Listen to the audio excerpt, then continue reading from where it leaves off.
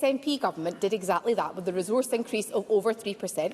We provided extra money to councils for more teacher numbers, we provided extra money to councils for additional support needs, and we provided a record settlement to local government. Now, Scottish Labour's response to that record increase for the education portfolio was to sit on their hands. Now, this year, we hear from Mr O'Kane's boss, Anna Sarwar, that Scottish Labour are not in a strong negotiating position over the budget. In a parliament of minorities, presiding officer, these benches might have expected Scottish Labour were in a prime position to force the hand of this government. Instead, just like last year, they opt out. That is a dereliction of duty from the Scottish Labour Party, presiding officer. They are happy to opine over FOIs and press comment, but when it comes down to it, they can't even bring themselves to push the button to secure more investment for Scotland's schools. Thank you. Bill Kidd. Thank you, presiding officer. Now, we all know that it's crucial that Scotland's classrooms provide positive learning environments to support children and young people. How is the Scottish Government funding improving the pupil-teacher ratio and, in turn, learning environments, as well as to address the cost of the school day for children most impacted by poverty? Cabinet Secretary. Presiding officer, as I've set out, thanks to additional investment secured in last year's budget, and the efforts of education authorities, the census data which published in December showed an increase in the number of teachers in our schools for the first time since 2022, which is to be welcomed. But it also showed an improvement in pupil-teacher ratios, and our continued investment in relation to the Scottish Attainment Challenge over the past decade is helping to drive improvements at local authority level and in our schools, as can be evidenced by the very welcome progress we saw in the ACIL data which published in December. Thank you. That concludes topical questions. The next item of business is a statement by Shona Robison on the Scottish Budget 2026 to 27. The Cabinet Secretary will take questions at the end of her statement, and so there should be no interventions or interruptions. And I call on the Cabinet Secretary. Presiding officer, today I present a budget for Scottish families, a budget for a stronger NHS, and a budget for investment in Scotland's infrastructure. As a result of the decisions that I am announcing today, some of the pressure on families and family budgets will ease. There will be more operations and appointments in our health service, and it will be easier to access a GP. College funding will grow, giving our young people more opportunities to learn and flourish. Life will be a little easier for parents with more wraparound childcare. And more young Scots will be able to find a home that they can love and can afford, helping them to build a more secure future right here in Scotland. This is a government that wants what is best for Scotland, and that's why we will continue to offer and continue to expand the best cost of living support package available anywhere in the UK. My message to the people of this country is clear. Thanks to our cost of living commitments, you will be better off in so many ways because you live in Scotland, and better off because Scotland is led by the SNP. Thank you. Thank you. Today, presiding officer, I am very proud to present a budget for Scotland with an investment of almost £68 billion in the well-being of our people and in the future prosperity of our nation. And to present our multi-year spending plans with total investment of almost £200 billion, the Scottish Spending Review and the Infrastructure Investment Pipeline demonstrate the scale of our ambition for our nation. Presiding officer, I will begin today where I left off in my budget last year. Just over a year ago, I stood in this chamber and announced our intention to scrap the cruel two-child cap. It was widely welcomed across Scotland, but the representatives of the UK governing party in this Parliament couldn't bring themselves to vote for it. It has taken the UK government almost a year to catch up, but I am pleased that they have done so. The Scottish Government will now go further and do more. Instead of mitigating yet another damaging Westminster policy, we can use the £126 million released in this coming year to keep even more Scottish children out of poverty. Our aim is to target all of these extra resources in the most effective way, to ensure a maximum impact on those families in greatest need by increasing their income and reducing their costs. That means this year, as part of a £50 million whole family support package, specific additional support for colleges as part of ongoing initiatives to raise income through skills and education so people can find work and better paid work. It means action to remove transport barriers that can make it difficult for some to access work, and additional resources for key third sector partners to target more precisely on those families who are hardest to reach. It means a further £49 million this year for measures that we'll announce in the updated Child Poverty Delivery Plan in March, as we strive to reduce child poverty faster and further. In 26-27, the transformational Scottish Child Payment will, of course, increase with inflation, and because of choices made in this budget, from 27-28 we'll go further and boosting the payment for families with a baby under 1 to £40 a week.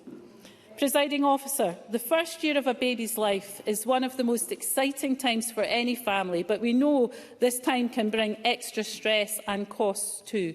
And that's why this government is delivering the strongest package of support for families with young children anywhere in the UK, from the baby box to Best Start payments and, of course, our game-changing Scottish Child Payment. This support for mums and dads will help them through that critical first year of their child's life, delivering the best start in life for children and for families. This commitment speaks to who we are as a government, to our values and our ambition for each and every child in our land. And to deliver even more for those with the least, we'll ask those with the most, the very wealthiest in our land, to contribute that little bit more. That includes the introduction by April 2028 of 2 new council tax bands for the most expensive properties in Scotland, those worth over £1 million on an up-to-date valuation. That measure that will bring greater fairness as well as increased revenues to councils. And from April 2027, the air departure tax will come into force, and will shortly launch a consultation on a new Highlands and Islands exemption, continuing to exempt domestic flights. Through this new framework, we'll introduce a private jet tax. And I say to those who choose to travel by private jet, in Scotland you will pay a fair share for that privilege. And in doing so, you'll be helping us make Scotland the fairer nation we all know it can and should be. Presiding Officer, self-government works for Scotland. The choices we're able to take in this, our national parliament, make a real difference for the people we serve. Our choices mean that child poverty in Scotland is at a 30-year low and has been falling in Scotland while it's risen elsewhere on these isles. Achieved because we can build a social security system that is more compassionate and a tax system that is more progressive. Decisions taken by this Parliament and this Government have played a key role in reducing carbon emissions in Scotland by more than half. Public health has been advanced, with Scotland taking the lead on action to reduce the harm from alcohol and through transformational measures such as the HPV vaccination. The amount of electricity generated from renewable sources has increased more than fourfold since 2008, a step change that should mean substantially lower energy bills and will mean lower energy bills when Scotland's energy is in Scotland's hands.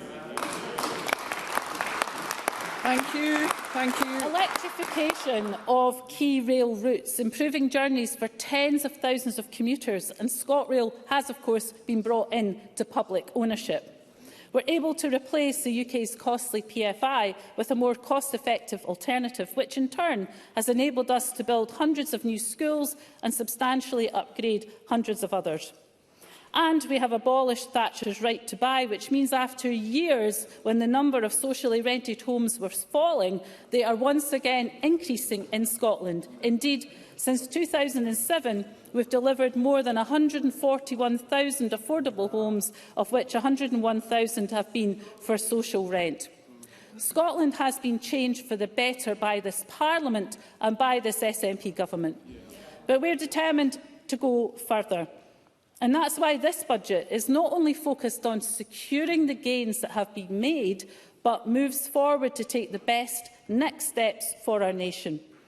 Because when decisions about Scotland are taken here in Scotland by a government that puts the people of Scotland first, transformational change can and does happen. This is a budget focused on delivery and on hope, on a stronger NHS and on a brighter future for Scotland and the people who live here. Presiding Officer, this is a budget that will direct more public spending to the front line. At its very heart is a commitment to effective and efficient policy delivery through a more modern public sector and smarter use of technology, including digital delivery, making it easier for citizens to access the services they need. Our approach to public sector reform will deliver £1.5 billion in efficiencies, helping us protect frontline services from the worst impacts of a tightening fiscal environment, not least due to constraints the UK Government has put on Scotland's budget, including the near £400 million shortfall in funding as a result of the Chancellor's decision to increase employers' national insurance contributions. Our ambition is clear: a Scotland where public services work seamlessly for people, modern in their design and delivery, accessible where and when they are needed, flexible in how they respond, and consistently focused on the best outcome. In short, public services are centred on the needs of the citizen, not the needs of the system. But of course, for this budget to pass and for the benefits to be felt by families across Scotland, we need support and votes from other parties across this chamber. As before, let's hear one another. As before, my aim has been to seek common ground. Thanks to constructive pre-budget engagement, key priorities of opposition members have been included alongside the priorities of this government in my budget plans today. That includes, among other things, more money to improve neurodevelopmental assessments and care for children and young people, additional investment for Changing Places toilets, resources to support bus franchising, and support for the redevelopment of Edinburgh's King's Theatre. From our budget conversations, I have no doubt that members across the chamber will also welcome actions in other key areas. That includes our commitment to the communities affected by the closure of Mossmorran, who will receive targeted support of £9 million over the next 3 years. Our commitment to the residents of Shetland and Orkney, who will benefit from lower costs as we scrap peak fares for islanders on the Northern Isles ferries. And our commitment to the college sector, which will see a substantial 10% increase in funding. That is £70 million extra this year.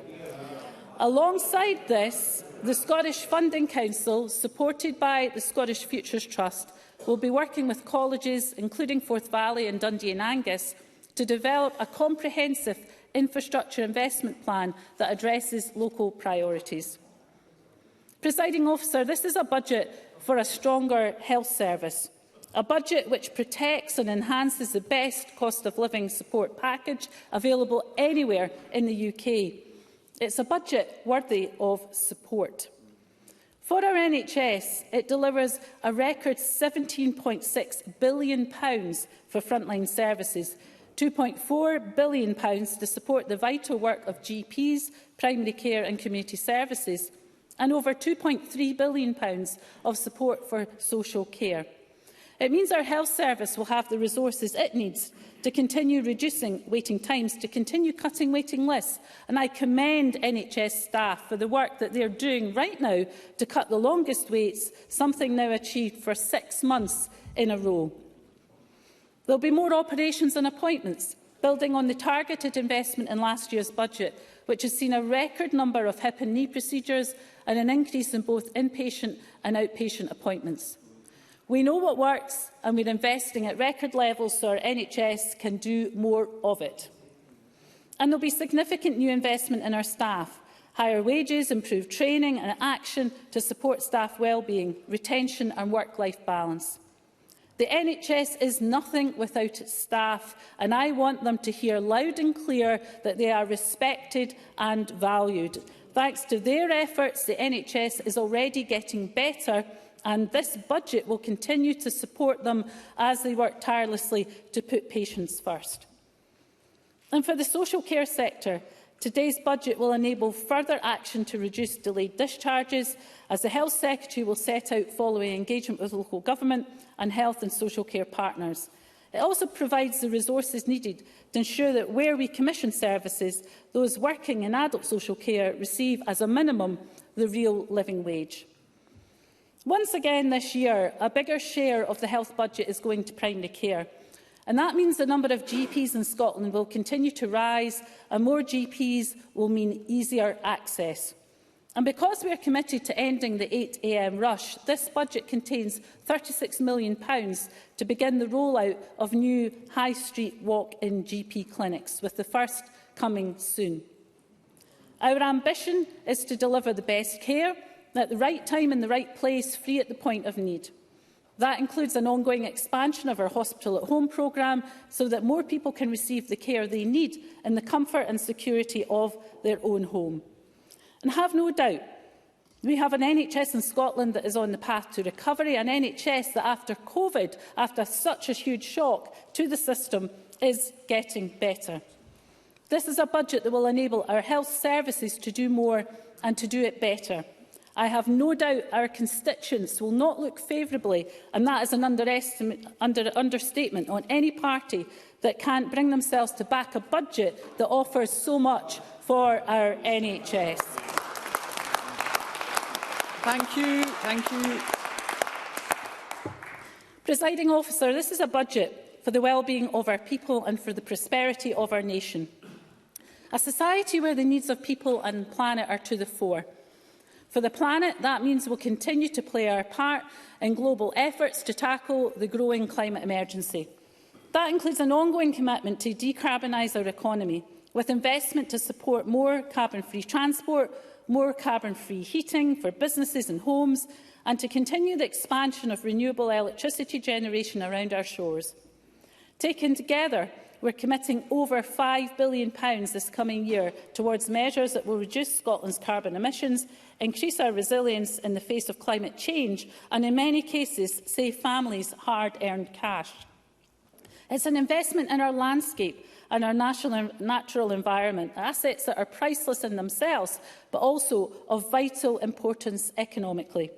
I think of food and drink and tourism sectors that are flourishing and vital to our health and our sense of self, to our well-being in its fullest sense. And it's an investment in those who care for our land, in our rural communities and our farmers, including a new package to nurture and develop regenerative and sustainable skills in food and farming. Presiding Officer, our commitment to the planet extends, of course, to investment beyond our shores. While others are choosing to reduce their commitment to international development, I'm proud to confirm that here in Scotland we'll increase our International Development Fund by a quarter to £16 million. Different choices, different values. Thank you. For our people, this is a budget that delivers record funding to support Scotland's creative and culture sector. As promised, a £20 million increase in the culture budget this year. It's through our songs and our stories that we best express ourselves and best understand ourselves and our place in the world. In these times of uncertainty, in these times when there are so many pressures on family budgets, we can find some solace, maybe even some much-needed escape, in art and dance and laughter and music, and in the shared experience that's a concert or a festival. I think Scotland is richer because of our world-famous culture, and this government stands full square behind our fantastic creative sector. It's a budget that creates new opportunities for Scots to learn and to flourish. That includes not only extra funding for our colleges, but also for our universities, including £20 million for the University of Dundee, and an ongoing commitment to Scotland's high-quality apprenticeships, which this year alone will provide more than 31,000 Scots with a pathway to a sustainable, well-paid job. There will be targeted support to ensure critical skills shortages in our offshore renewables sector are met, and to help retrain workers in the oil and gas sector. This is a government that is serious about a just transition and serious about making the most of our renewables opportunity. I know also that many young Scots are struggling to get on the housing ladder, struggling to find affordable homes to rent or to buy. So we'll deliver record levels of investment to help deliver even more homes, a new generation of affordable, livable, energy-efficient homes. Our plans provide vital support for children with additional support needs and give local councils the resources they need to continue narrowing the attainment gap and deliver on our commitments on class contact time. Overall, funding for local government will increase by 2% in real terms comparing budget to budget, a settlement that is fair and which recognises the important role of local government in the delivery of key services. Decisions on council tax rates will, of course, be taken locally. However, this is a reasonable deal, and given the cost of living pressures that we all recognise, I urge local authorities to translate this settlement into reasonable decisions on council tax. Presiding Officer, our ambition is for a society that is strong and an economy that is flourishing. Scotland is a nation of innovators, of wealth creators, and this budget is designed to support those whose efforts are essential if our economy is to grow. The most prosperous future for Scotland means being able to use our resources to deliver a clear competitive advantage for Scottish business. And that's why this government believes Scotland's energy resources should, of course, be in Scotland's hands. There's no good reason why Scottish companies are paying such high energy costs.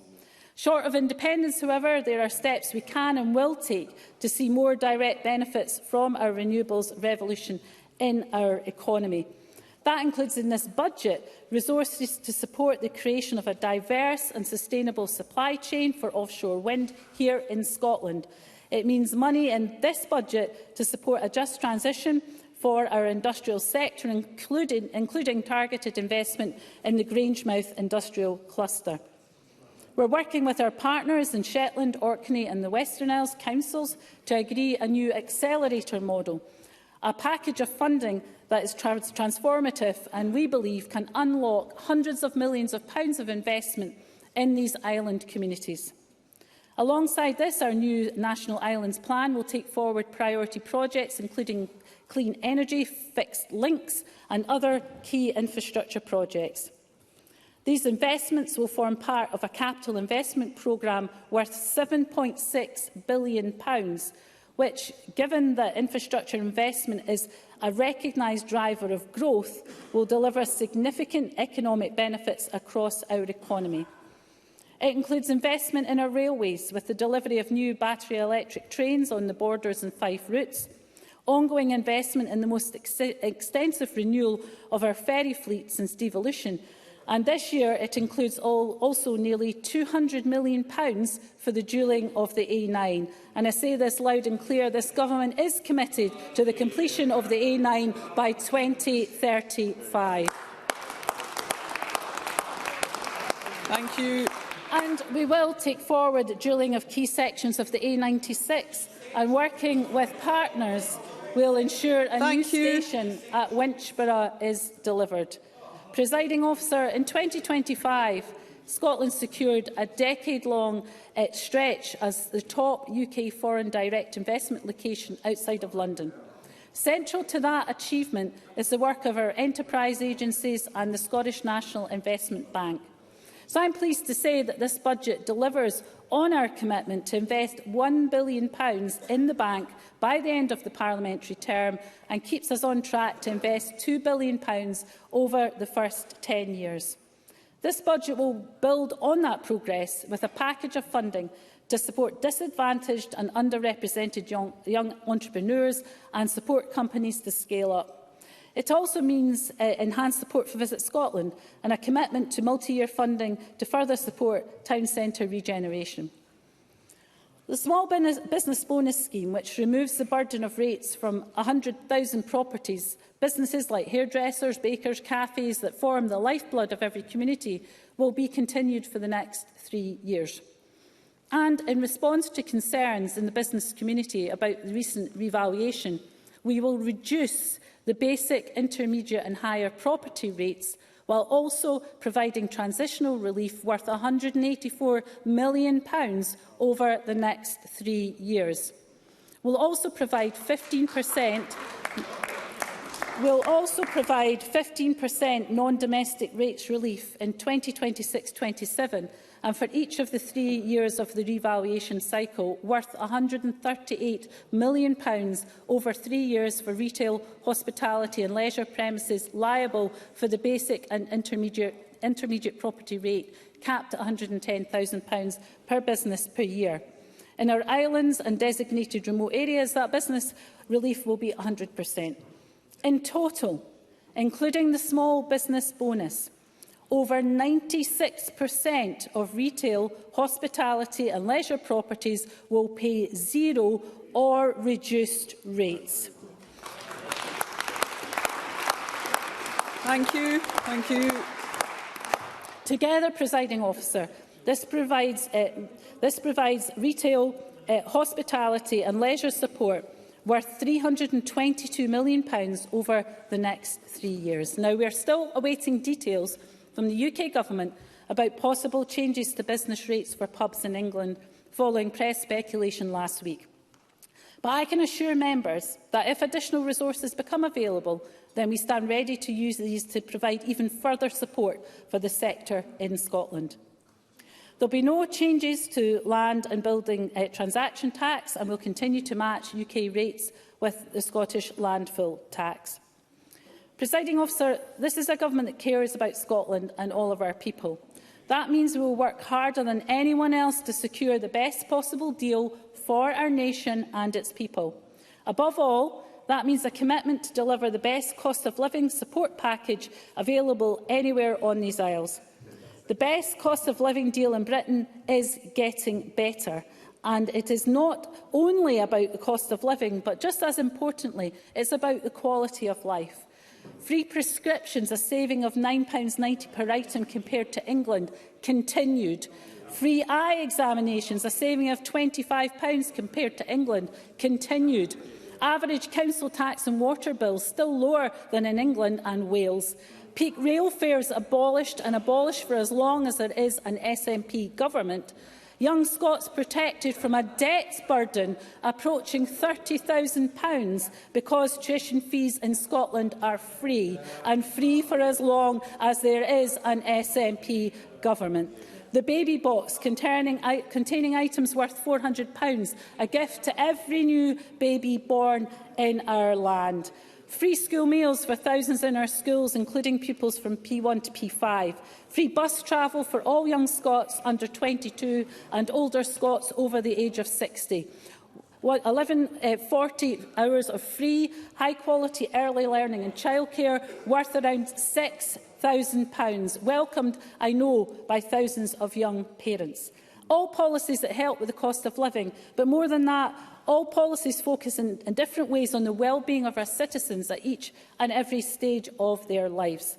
Presiding Officer, the choices made in this budget enable us to go further and do more. That includes funding to deliver, by August 2027, a breakfast club for every single Scottish primary and special school. So what does that mean in practice? Well, it means that the morning rush to get everyone organised and out of the house becomes that little bit easier. The chance to drop kids off earlier at school, perhaps open up new shifts at work. For some, families saving on the cost of breakfast. For others, the kids getting a breakfast that they wouldn't otherwise receive, fueling them to learn. Our plans include also new funding for wraparound activities in the afternoon and early evening. Building on the SFA's excellent Extra Time initiative, the budget will enable us to trial a programme of activities between 3 and 6 p.m. in a range of primary schools, helping to get kids active and offering parents the peace of mind that their children are being looked after free of screens. Again, more wraparound support, giving parents greater flexibility and freedom. And as a third element, more help for parents during the summer holidays. To mark Scotland's hosting of the Commonwealth Games and a welcome return to the Men's Football World Cup, investment in a summer of sport. And I know just how costly it can be for parents to keep their kids entertained during the long summer holiday. So this summer, thousands of young Scots will have access to a range of free sport activities, including, with an eye to future Scottish Commonwealth Games gold medals, a universal Learn to Swim offer for every single primary school child in our land. Thank you. It's action by a government that understands the pressures many families are facing. Action that will help to reduce costs, deliver more wraparound care and help keep more Scottish kids out of poverty. Presiding Officer, self-government works because it enables us to take different decisions based on Scotland's distinct circumstances, on our particular priorities and our values.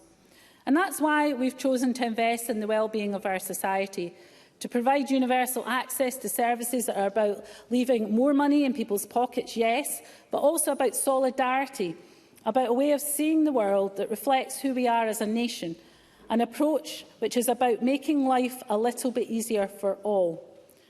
In the recent Westminster budget, the UK Government made choices on tax that, taken together, mean standards of living in the UK will continue to stagnate, or as the First Minister describes it, will remain as flat as a pancake.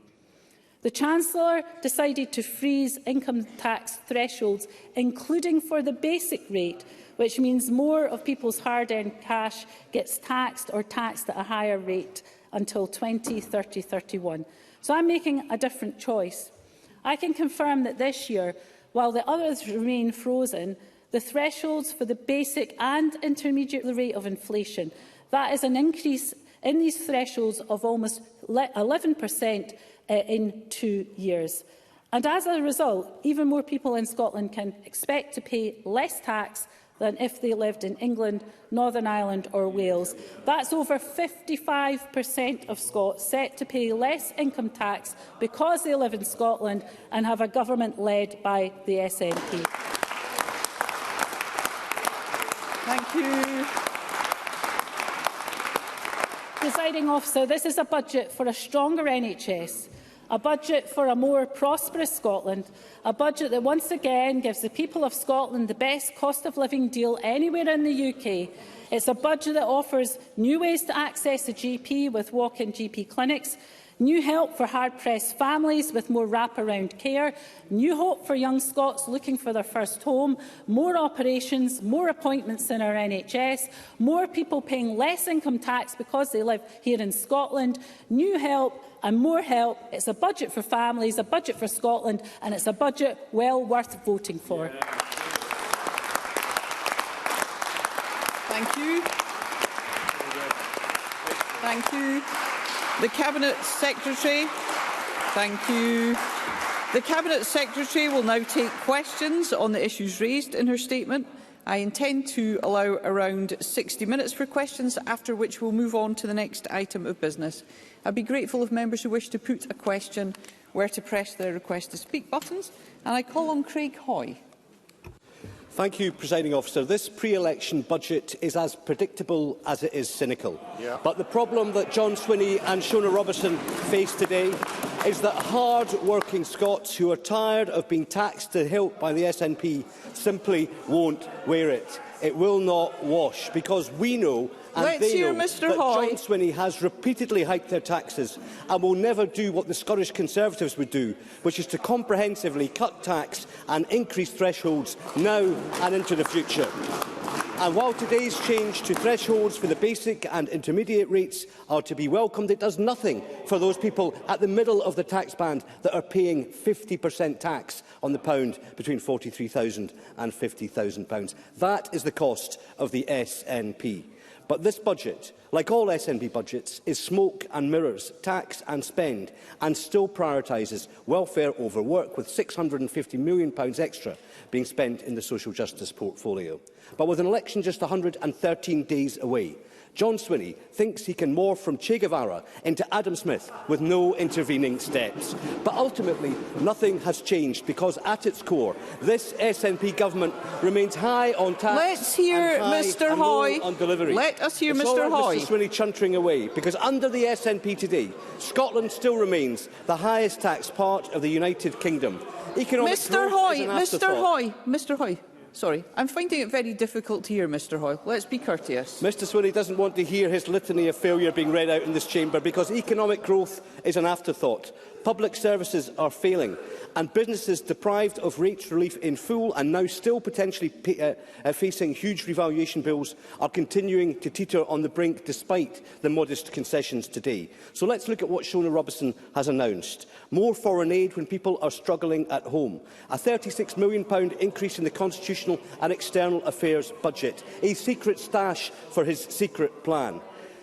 And cuts to economically productive areas, including cuts to the budget for the Scottish National Investment Bank and for Scottish enterprise. So does anyone, beyond the SNP's clapping seals, believe that the fundamentals of the Scottish economy will improve as a result of today's budget? So as she prepares to ride off into the sunset, leaving someone else to clear up the mess she's created, I ask Shona Robison this. Will the overall tax burden on Scottish households and Scottish businesses rise or fall as a result of this budget?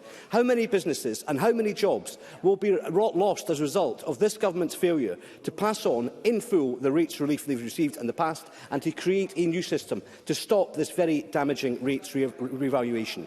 And which infrastructure projects, such as the fuel dualling of the A96, will be shelved as a result of the ongoing gap in this government's capital funding? Presiding Officer, this failing SNP government cannot reverse the rot that has been set into public finances and the £5 billion budget black hole that it still faces.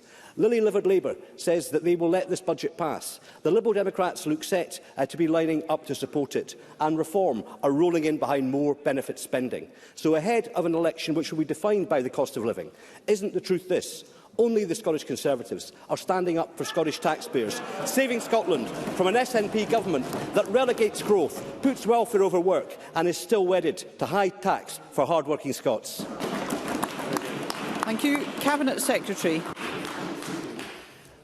Well, I'll tell you what's cynical is having £1 billion of unaffordable, unfunded tax cuts and not telling the public which public services you're going to cut by £1 billion. That is what is cynical. And before we go any further, let me just say here and now, I don't expect a single member of the Tory backbenches here today to ask for a single penny of extra funding for public services, given your front bench would cut them by £1 billion. So we'll not hear any ask for more money. No ask. Let's hear one another from the Tory backbenches. So let me say this. As I set out in my statement, the estimates from the impact of this budget will mean that 55% of taxpayers will pay less in Scotland. It actually rises to 57% after costs like pension deductions.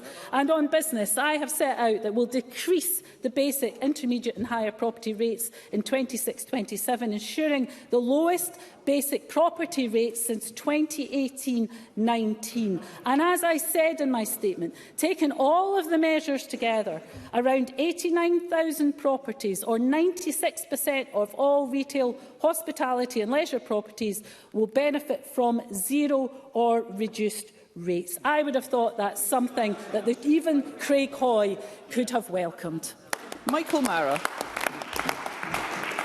Presiding Officer, this budget does not meet the aspirations of the people of Scotland, and it does not recognise their need for real change. What it does represent is a 19th John Swinney budget, more of the same. And everyone in Scotland knows what that means. Hundreds of thousands in pain on NHS waiting lists, a justice system past breaking point, an education system going backwards day by day. Over 10,000 kids waking up each day in temporary accommodation with no home to call their own. Scottish Labour has delivered an additional £10.3 billion for Scotland's budget, and it's only this knackered SNP government who could turn a £10.3 billion uplift into a £1.6 billion problem.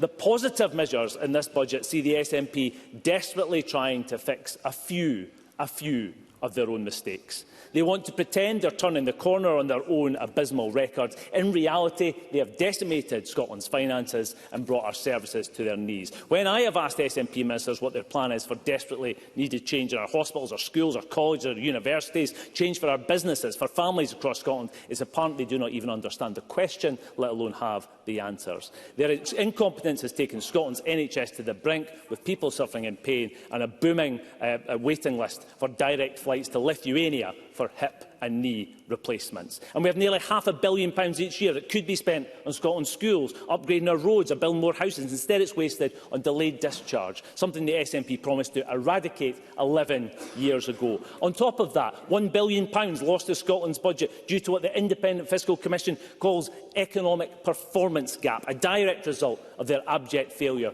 to grow Scotland's economy. This is the true record of the SNP government. So why on earth would a 19th John Swinney budget change Scotland's direction? Is it not the case, Presiding Officer, that the real opportunity for change is just weeks away, when a new government can deliver real change? And isn't the only way we can finally kick out this knackered SNP government and choose a new direction for Scotland is with Scottish Labour? Cabinet Secretary. I'd firstly like to thank Michael Mara for Labour's decision to abstain on the budget without costing us a single penny for the second year in a row. It's most helpful, and I thank him for that. In terms of the investment in the NHS, as I set out in my statement, we've had falls in long waits for 6 months in a row. This budget puts the investment in our NHS to make sure that continues over the next few months, because we know how important that issue is for the people of Scotland. It, of course, also includes the massive investment in housing, £4.9 billion over the course of the spending review, to tackle the issues of temporary accommodation and make sure everyone has a house that is warm, affordable to live in. But, you know, there is a fundamental truth here. When Anna Sarwar said that Labour was not in a strong negotiating position on the budget, I've just got some advice to Michael Mara. Asking for something is a good start if you want to have a negotiating position on the budget. And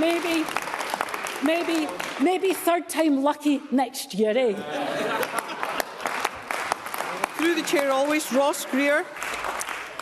Thank you, Presiding Officer. The devil, of course, is always in the detail, but I am glad the Scottish Government has accepted Green proposals to fund the likes of childcare expansion with tax rises on the super-rich, a mansion tax on £1 million homes and a charge on the 12,000 private jet flights taken in Scotland every year. Now, I've called on the First Minister repeatedly to deliver more support for the workers facing redundancy at Mossmorton, and I welcome that proposal has been accepted. But the Scottish Greens and trade unions have called on that funding to be conditioned on guaranteed job interviews for the workers who are being abandoned by Exxon. So can the Cabinet Secretary confirm that the Mossmorton support grants will only go to businesses who offer those job interviews to the highly skilled workers who have just spent a Christmas wondering how they will provide for their families in 2026? Cabinet Secretary. First of all, can I welcome the productive discussions that the Scottish Greens had with me over the budget. I think the budget is better for inclusion of opposition asks, but opposition obviously have to ask for them first. On Mossmorton, of course, we are really pleased to support the workforce there and to enable the development of important economic opportunities in the area. In principle, I'm quite supportive of the suggestion that Ross Greer makes, because it is important that those workers affected are the first in line to get an opportunity for growth and business opportunities from the investment that we're going to make. So in principle, yes, and I'm sure the Deputy First Minister will take forward the details of that. Jamie Green. Thank you, Presiding Officer. The question here really isn't about how the budget passes, it's about what you get out of it if it does. And the Scottish Liberal Democrats are in the business of just getting stuff done. So we've been clear with the SNP. If we see movement on our key areas of priority, then yes, there's a conversation to be had. Fixing social care, funding our colleges, flexible childcare, supporting people with neurodivergence, supporting hospices, supporting small businesses and young entrepreneurs, and that every young person deserves a home of their own. So I'm pleased to see that many of the Liberal Democrat asks do feature in today's budget. But, Presiding Officer, the eyes of Scotland's business community are also on us today. And it is good to see some positive steps on rates relief that many, including us, have called for. But too many businesses, particularly in hospitality and self-catering, are still facing choppy waters ahead. So my question to the Cabinet Secretary is this: will she continue to work with me in the coming weeks to see how further targeted additional support might give more Scottish businesses that much-needed relief that they desperately need and deserve? Cabinet Secretary. Can I also thank Jamie Green for the very positive and constructive engagement that he has given on behalf of the Liberal Democrats, and that he's welcomed many of the asks that feature within the budget. As Jamie Green has recognised, there is substantial support for business that I've set out in my statement. I would also recognise the importance of the independent gill review of hospitality business methods of valuation, something the hospitality sector were very, very keen on, and of course that work is going to continue with pace. Of course, I will agree to continue to work with him and others. As I've said, it is very opaque and lacking in information about what the UK Government's intentions are, if they're going to go further or not. We found out through the press, not through any communication from the UK Government, which is disappointing. But let me reiterate the point that if there are further consequentials flowing from what I guess is a U-turn by the UK Government in terms of the position in England, then of course we would want to support the hospitality sector further. So I have written to the Chief Secretary of the Treasury asking for a meeting urgently to discuss, and I know my colleagues in Wales and Northern Ireland are also keen to do that. Call Kenneth Gibson to be followed by Murdo Fraser. Thank you, Presiding Officer. I warmly welcome the 10% increase in college sector funding, a tremendous boost to our young people and economy, and a boost the Finance and Public Administration Committee called for. The Cabinet Secretary has listened. Can she confirm the necessary funding is in place to not only purchase but redevelop Ardrossan Harbour, given that the capital allocation for Scotland's ferry services has rocketed by 18% from £182.6 to £215.5 million since the autumn budget revisions? Cabinet Secretary. So let me first welcome Kenny Gibson's welcome for the additional college funding. On his substantive question, the Scottish Government is, of course, committed to Ardrossan being the mainland harbour for CalMac ferry services to Arran, and the progress on the negotiations between CMAL and Peel Ports Group, which the Cabinet Secretary for Transport set out last week, is welcomed, noting that both parties are committed to confirming details of the potential purchase as quickly as possible. Our capital spending review makes provision to progress the potential port purchase and the improvements, and I'm sure that's something that Kenny Gibson will welcome. Murdo Fraser to be followed by Joe Fitzpatrick. Thank you, Presiding Officer. As we raised in the Chamber last week, businesses across Scotland are currently facing increases in their rateable values of up to 400% as a result of the current revaluation. Any hopes that that revaluation might be delayed or scrapped altogether have been dashed today, and the reliefs announced will come nowhere close to compensating for the increases that are coming down the track. So what assessment has the Scottish Government made of the number of businesses in hard-pressed sectors like hospitality who will go to the wall as a result of the choices made by this Finance Secretary? Cabinet Secretary. Well, first of all, it is, of course, an independent process, which Murdo Fraser knows full well. We do understand the concerns, which is why Ivan McKee has been engaging with both the assessors and businesses to listen to those concerns. There is a process of pre-agreement discussions with assessors and a system of appeals, but the reliefs that I have announced today is a package of £322 million to support businesses through the transitional reliefs and the reliefs to retail, hospitality and leisure. I would have thought that that is something that Murdo Fraser would have welcomed. And of course I have been clear, if there is further funding for the hospitality sector from the UK Government, then further funding will go to the hospitality sector in Scotland. Again, I would have hoped that's something he could have welcomed. Joe Fitzpatrick, to be followed by Jackie Bailey. Thank you, Presiding Officer. Colleges are of vital importance in supporting people in their learning journeys and making sure Scotland has the skills our economy needs. So can the Cabinet Secretary say more about how the college sector will be supported through her budget, in particular the ambitious plans being developed by Dundee and Angus College? Cabinet Secretary. So for Scotland's colleges, the budget delivers a combined increase of £70 million in resource and capital funding, equivalent to a 10% uplift on last year's budget. The Further Education Minister recently met at Dundee and Angus College to discuss their ambitious proposals, and the Infrastructure Investment Plan that I'm publishing today confirms that the Scottish Funding Council will continue to work closely with Dundee and Angus as they progress work on the options to address their local priorities through their upcoming 10-year college infrastructure plan, which is due in the autumn of this year. And it is a fantastic project and very well led by local leadership in Dundee and Angus College. Jackie Bailey, to be followed by Kevin Stewart. Health and social care partnerships responsible for delivering social care face a funding gap of £560 million in this year alone, and COSLA estimates there is a need for £750 million for next year. If the SNP is claiming that they are funding social care adequately, then why are lifeline care services being slashed?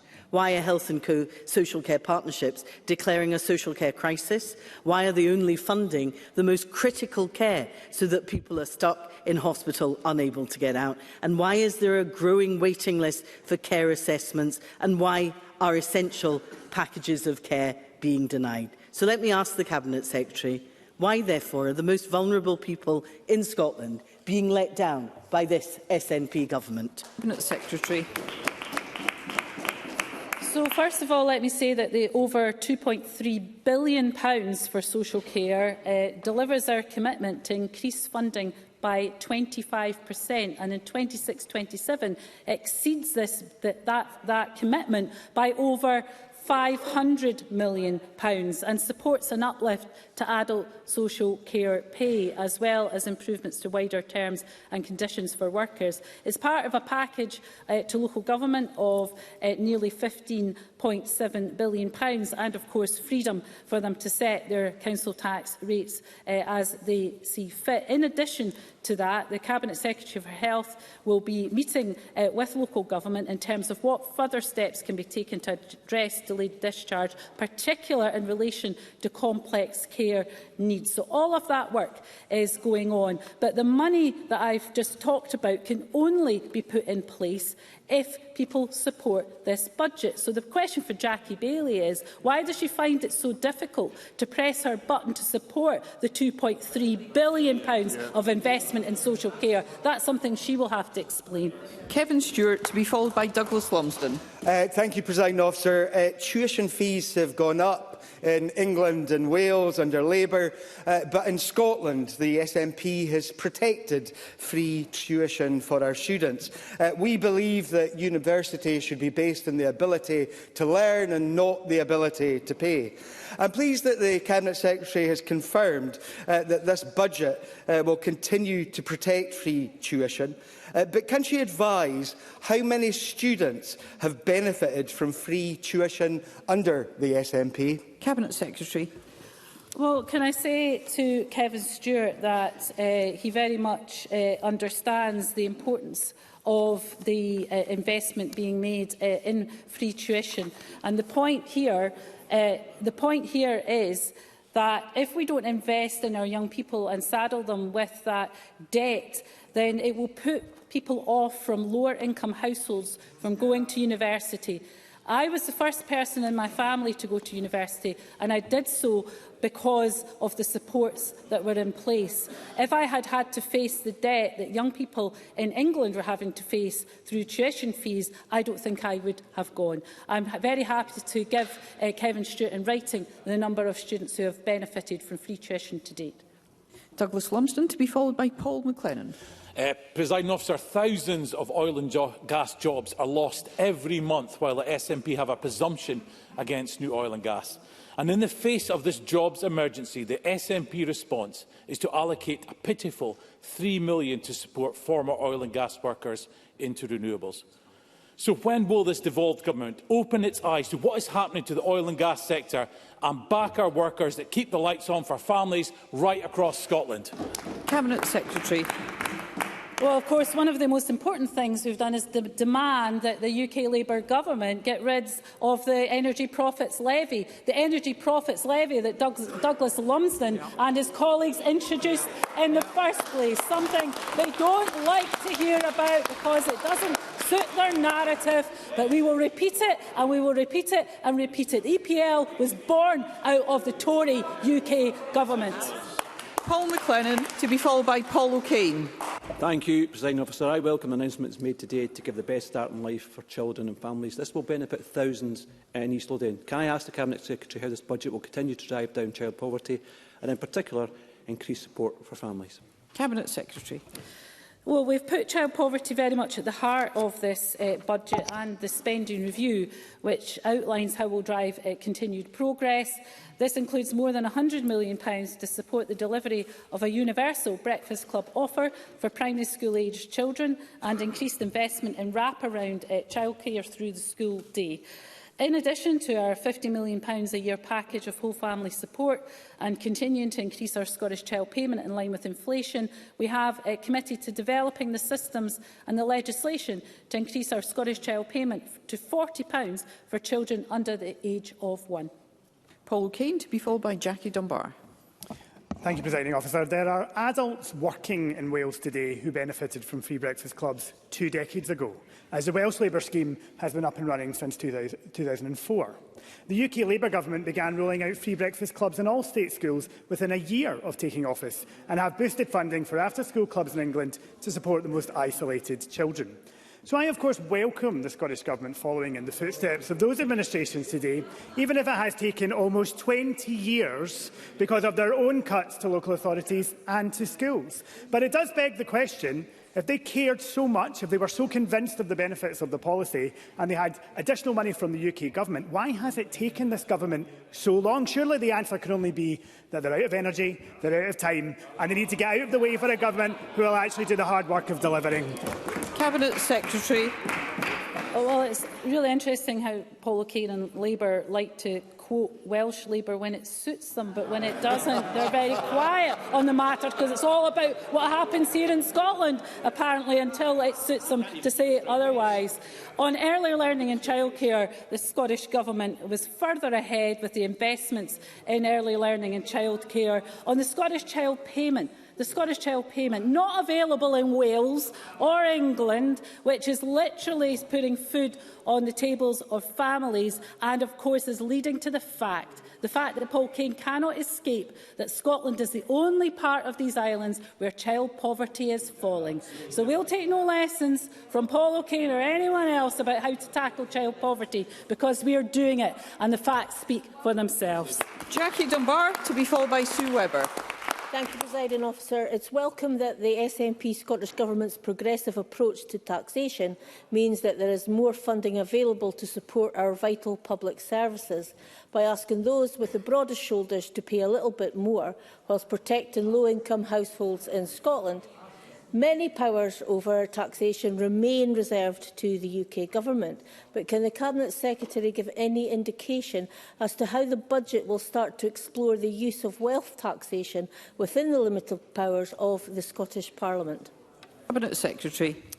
Well, we, of course, have said that we will continue to look at ways of whether it's land value taxation or wealth taxation. These things are not straightforward, though, particularly within the limits of our fiscal powers currently, which of course is why I want a more fundamental review of the fiscal framework, so that the powers to be able to establish new powers that can look at areas like wealth taxation are so important. That work is at a very early stage, but happy to keep Jackie Dunbar appraised of progress. Sue Webber, to be followed by Willie Coffey. Thank you, Presiding Officer. In the budget, there was an increase in the total spend on concessionary fares and bus services, yet we know there are large parts of Scotland that are very poorly served by public transport, if at all. We're all aware of the recent decision taken by Stagecoach to significantly reduce its bus services in Dumfries and Galloway. And in the statement today, the Cabinet Secretary said that public services should be accessible where and when they are needed. If there are no buses available, then the bus pass becomes absolutely worthless. Surely, Cabinet Secretary, if the SNP are serious about tackling inequalities across our communities in Scotland, it would have been wiser to use this to fund a specific rural bus fund. Cabinet Secretary. Well, look, we will, of course, want to ensure that our public transport availability is available as far as is possible to all communities in Scotland. And, of course, Transport Scotland is working with rural communities and others in terms of public transport commitments. But I would just say to Sue Webber that, with tax cuts of £1 billion, that would be less money for bus services or indeed the expansion of bus routes anywhere, because there would be less money, not more money, for these things. So, as I said at the beginning of the session, let's hear the Cabinet Secretary. We cannot have Tory backbenchers coming here asking for more money, when their front bench is going to cut that money by £1 billion of unfunded tax cuts. Willie Coffey, to be followed by Claire Baker. Presiding Officer, it's vital that we press forward with work to support our town centres so that they can become more sustainable and thriving places for people to live, work and enjoy. Can the Cabinet Secretary say any more about how the budget will support regeneration of our town centres via affordable housing and other measures that can help turn the fortunes of our high streets around? Cabinet Secretary.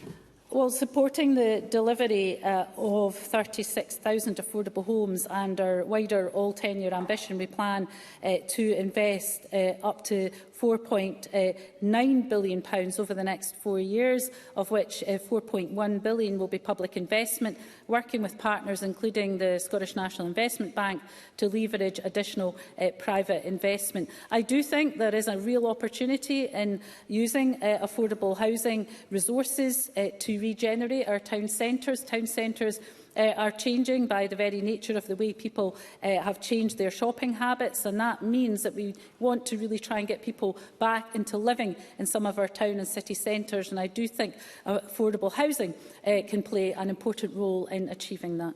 Claire Baker, to be followed by Michelle Thompson. Thank you, Presiding Officer. The Cabinet Secretary repeats the claim that child poverty is at a 30-year low, but you should know that that is not the case for children in relative poverty, and that the 2023-24 interim target was missed, and the Government are not on track to meet the 2030 legal target. In this budget, Table 5.07, Social Security Scotland's budget is set to go up by a third. That is an increase of some £125 million. This is more than the resources that have been freed up by the UK Government's decision to scrap the two-child benefit cap, which much of the debate around tackling child poverty in this budget has been focused on. So how is that increase justified? Cabinet Secretary.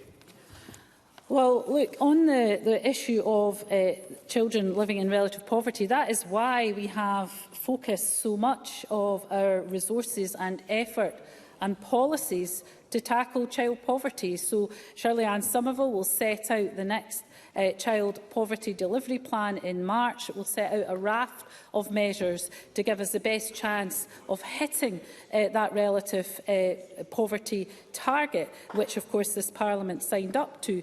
But I would hope that Claire Baker, feeling so strongly about this issue, given the measures that are in this budget to help tackle child poverty, will find a way of wanting to support this budget and the resources that are included in it to tackle child poverty, rather than just sitting on her hands. Michelle Thompson, to be followed by Miles Briggs.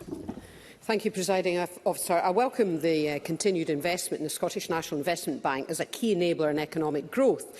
The detail of the table shows that the bank can now reinvest income received. So can the Cabinet Secretary confirm if the Treasury rules are now the same as the British Business Bank? And, however, just as importantly, can the Cabinet Secretary confirm if underspends at the end of any financial year, which is restrictions set by the Scottish Government, have they been removed as well? Cabinet Secretary. Well, of course, Michelle Thompson will be well aware of some of the changes that were made to the fiscal framework that will enable us in terms of having a flow of resources through into the next financial year, which we're very welcome. The work that we have done to ensure, with the prudent management of the finances, that we are able to pass money through into the reserve, but also reduce the use of Scotland, which of course is one of our few sources of flexible resources available to us. Michelle Thompson will be aware, though, of the limitations of the fiscal framework that I referred to earlier on. That is why I want to negotiate something far more ambitious, and that is something that I've raised with the Chief Secretary to the Treasurer on a number of occasions. Miles Briggs, to be followed by Gillian Mackay.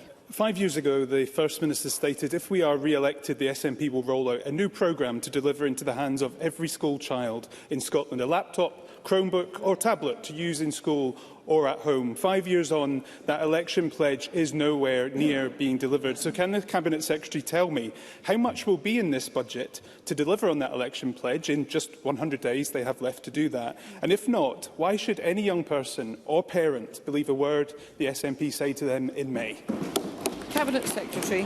Well, what I would say to Miles Briggs is this government has invested in our schools, invested in our teachers, invested in local government so that they can provide the education resources that are required, invested in the People Equity Fund, which enables head teachers to make some of the discrete purchasing options that they have if they wish to use those resources to support young people who would otherwise struggle to have one of those devices. Then, of course, those resources can be used for that. But it is a bit rich for Miles Briggs to come here and talk about any of these things, because his £1 billion cut to public services would not just prevent anything being delivered additional in our schools, it would impact on school budgets. There would be swathing cuts to local government, swathing cuts to the NHS, and Miles Briggs knows it full well.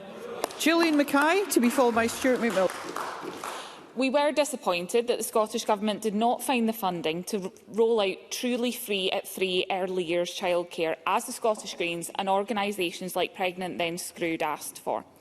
But we also discussed wraparound provision and more free meals for school children, and we're glad that this has been accepted.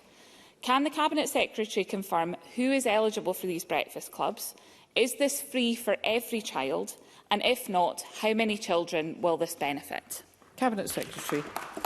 So, first of all, let me say on the first point that Gillian Mackay made, that the childcare provisions that she asked for, we are not able to meet at this time due to cost implications. I do think, as I've said to Ross Greer in some of those discussions, that what we need is a wider review of the delivery models for childcare to ensure that there is more flexibility and that we can extract better value out of the investments that are being made. But that is a longer-term issue that this Parliament will have to look at. In terms of the wraparound provision, I'm glad Gillian Mackay welcomes it. And in terms of the breakfast clubs, it is obviously a rollout starting this year with a 15 million of investment and then ticking up next year in 27-28 to make sure that every primary school child and children in special schools are able to get that breakfast offer on a universal basis. Happy to provide further details to her. Stuart McMillan, to be followed by Alexander Stewart. Thank you, Presiding Officer. Thanks to the consistent pressure from the SNP, the Labour UK Government finally scrapped the two-child limit in its autumn budget. So can the Finance Secretary say more about how the money that would have otherwise been spent on mitigating the two-child cap now be deployed to this Government's key mission of tackling child poverty in Scotland? Cabinet Secretary. So, as I set out in my statement, we have reallocated funding committed to mitigating the two-child limit to drive further progress on child poverty.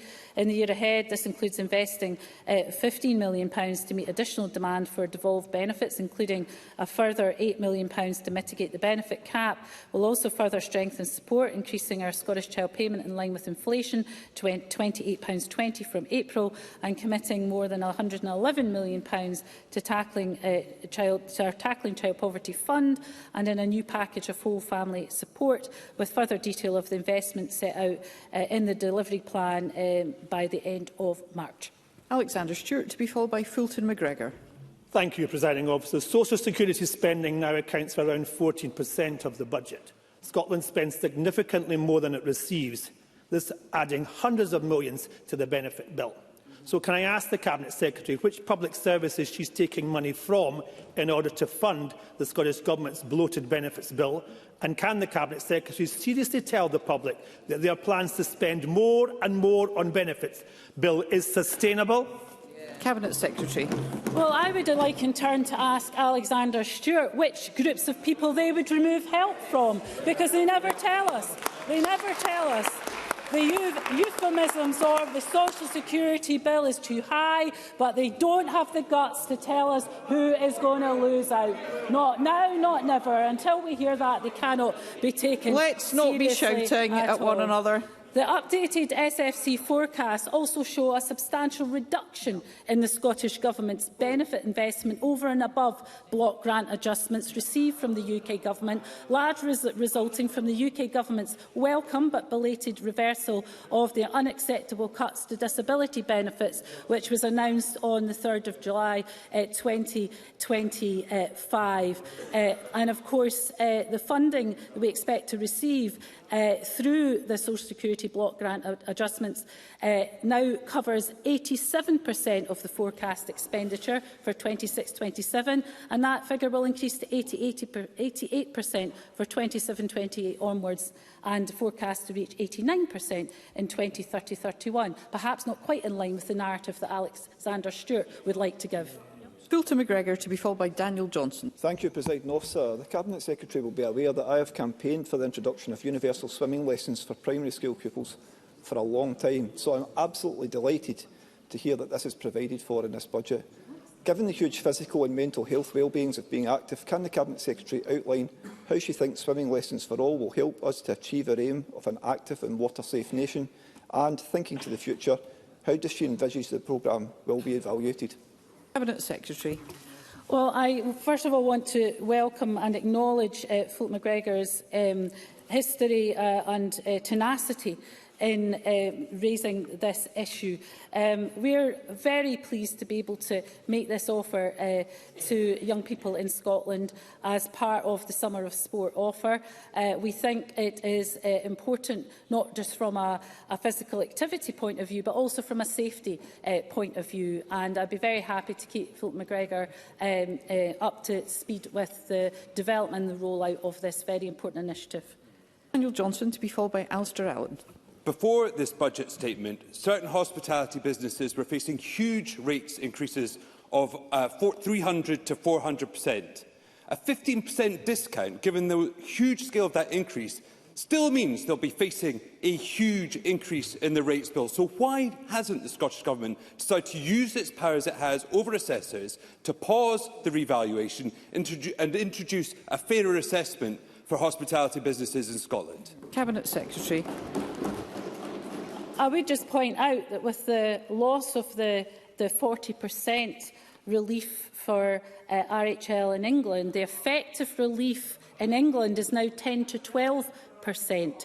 So the 15% RHL relief, I think, is quite competitive with that comparison. Let's hear one another. I have set out in my budget over £320 million of support through transitional relief and through RHL relief, passing on the vast bulk of consequentials for business that we have received. To go further, we would have had to have taken money from other areas of the budget, and I was loath to do so. If Daniel Johnson wants to suggest where that should be from, he is always welcome to do so. However, if the UK government follow through on what they've been briefing to the media about additional support for hospitality, and that results in further consequentials, then of course we will look to support the hospitality sector further here in Scotland. That's a commitment I've given on a number of occasions in the Chamber this afternoon. Thank you. We are two-thirds of our way through the allotted time for questions. We have not yet reached half of those who'd like to put a question. I'd be grateful for concise questions and responses, and also if we could hear one another. Alistair Allen to be followed by Megan Gallagher. People will appreciate the budget's support for cost of living during such a financially challenging time for so many people. My constituency of Nahalin and Nier has some of the highest fuel poverty rates in the country. So can the Cabinet Secretary outline what specific support is included in today's budget for those in rural and island areas who are struggling with rising bills? Cabinet Secretary. So I'm deeply aware that island communities continue to face some of the highest fuel poverty levels in Scotland. This budget continues support for the Island Cost Crisis Emergency Fund, which since 2022 has distributed £4.4 million to support vulnerable households, including £1.1 million for Western Isles Council. In addition, through area-based schemes, we've invested over £13 million in the Western Isles since 2013, helping 3,500 fuel-poor households make their homes warmer. And this budget will continue advancing social and economic prosperity on our islands in line with our new National Islands Plan. Megan Gallagher to be followed by George Adam. Thank you, Presiding Officer. Whilst an uplift to the housing budget is welcome, the Cabinet Secretary knows that encouraging private investment is key to solving Scotland's housing crisis. And I did find it interesting that there was little to no mention of the housing emergency in her statement today, because of course a housing emergency was declared by this Parliament. The Cabinet Secretary talks a good game about attracting investment to deliver more homes, but we know that policies such as rent controls and the proposed building safety levy threatens to put additional pressure on the private sector. So can the Cabinet Secretary tell Parliament today how today's budget will support the private house building sector, and will she commit to eradicating punitive taxes that will make it more difficult for the sector to build the homes that we desperately need here in Scotland? Cabinet Secretary. Well, I don't think a £4.9 billion investment in affordable housing can be accusing us of ignoring housing or the housing emergency. That is a massive investment over the course of the spending review, 800 million of which we have been clear will come from the private sector, and a lot of work is going on around mid-market rents, around build to rent, to make sure that the private sector is working in partnership with us to grow that pot to the extent that it can in order to meet the needs of the people of Scotland, and that work is going well. I'm sure something that Megan Gallagher would want to welcome. George Adam to be followed by Fergus Ewing. Thank you, Presiding Officer. I'm pleased to hear that this SNP Scottish budget will deliver record funding for our NHS. Can the Cabinet Secretary advise how this level of investment in health in the Scottish Government will impact on delivery of vital services across Scotland? And will she join me in calling opposition members across this chamber to get off the fence and back this budget so that we can provide our NHS with the funding it deserves? Cabinet Secretary.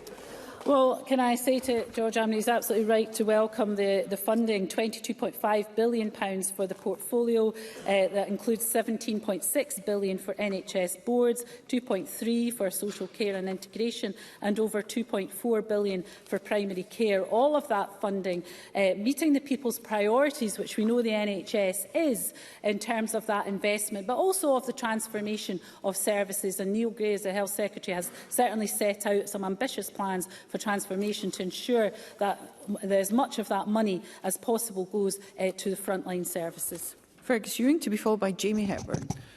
Presiding Officer, in documents that the Scottish Government were forced under FOI to release, It's been disclosed that Transport Scotland advised the First Minister and other ministers in 2023, 3 years ago, that there would be no money for the Nairn bypass this session of Parliament. But more than that, the position in the next 5 years would be, and I quote, equally challenging. So, very simple question for the Cabinet Secretary, requiring, I think, honesty and candour to my constituents in Nairn. Will the Nairn bypass be constructed and operational by the end of this decade, 2030, yes or no? Cabinet Secretary. So let me say a number of things. First of all, the Scottish Government's position has not changed, and that we remain in support of full dualling of the A96 and are progressing the dualling process from Inverness to Nairn, including the Nairn bypass. I can confirm today that investment in the trunk road network over the next 4 years will allow us to make progress on dualling the A96 between Inverness and Nairn, including the Nairn bypass. With the land acquired for the project, funding is included in the 26-27 draft budget to commence the delivery of advanced works for the scheme, along with the adjacent A96 inches to Smithton scheme. And in parallel to the advanced works, Transport Scotland continues to take forward the work to determine the most suitable procurement option for delivering the scheme, and therefore a timetable for delivery. The Cabinet Secretary for Transport has given a commitment to update Parliament when this work has concluded. But let me be clear, there is funding briefly, for the Cabinet A96 Secretary. Inverness to Nairn in the budget and across the CSR in 26-27, 27-28, 28-29 and 29-30. Something Fergus Ewing, I hope, will welcome. I call Jamie Hepburn, to be followed by Jackson Carlaw. Just last month, we saw the Scottish Government announce £300,000 of funding for Commonwealth Theatre, with £100,000 from Creative Scotland announced as well. Can the Cabinet Secretary set out what opportunities arise out of this year's budget for continued support for the theatre and indeed for the wider cultural sector in Scotland? Cabinet Secretary. Well, I'm very pleased to have been able to confirm an additional £20 million for the culture budget and continue to deliver on our commitment to increase culture spending by £100 million. The cumulative increase is now £70 million since 23-24, which is supporting a wide range of measures across this key sector. And of course, as the member says, we have committed £150,000 to Cumbernauld Theatre Trust in 26-27, with a further £150,000 in 27-28, subject to progress being made by the Trust to enhance its financial sustainability. Jackson Carlaw, to be followed by Jeremy Balfour. Presiding Officer, a fortnight ago, the Participation and Public Committee brought a debate to this chamber with all party support on the importance of swimming, given the background of Scotland having the highest accidental death by drowning rate of any part of the United Kingdom. So can I join in Fulton McGregor's welcome of the commitment that all children should be able to enjoy swimming lessons? But can I ask for clarification? Is this a one-year commitment or is this a long-term commitment? And secondly, in the face of Scotland's golden athlete, Duncan Scott, commenting on the catastrophic reduction in the infrastructure of swimming pools across Scotland, is there anything in this budget that will halt or reverse that decline? A commitment to swimming lessons requires pools for people to be trained to swim in. Cabinet Secretary. Well, can I welcome Jackson Carlaw's welcome for the initiative, initially of a one-year commitment, but I think it will then depend on how that goes and the progress in the rollout. But we're determined that this summer will be an opportunity for every young person who wants to take up the opportunity to learn to swim. And out of that, who knows, we may see other young people following in Duncan's footsteps, who sets a fantastic example. In terms of the infrastructure of pools, clearly that is an issue primarily, but not exclusively, for local government, and that's why we have, of course, supported the local government settlement over a number of years to be able to provide the local services that local people require. Jeremy Balfour, to be followed by Claire Haughey. Presiding Officer, I am grateful for the Cabinet Secretary's engagement on the budget. unlike my former Conservative colleagues in Lothian, I'm glad that I've been able to negotiate money for disabled charities, for change-in-place toilets and for the King's Theatre.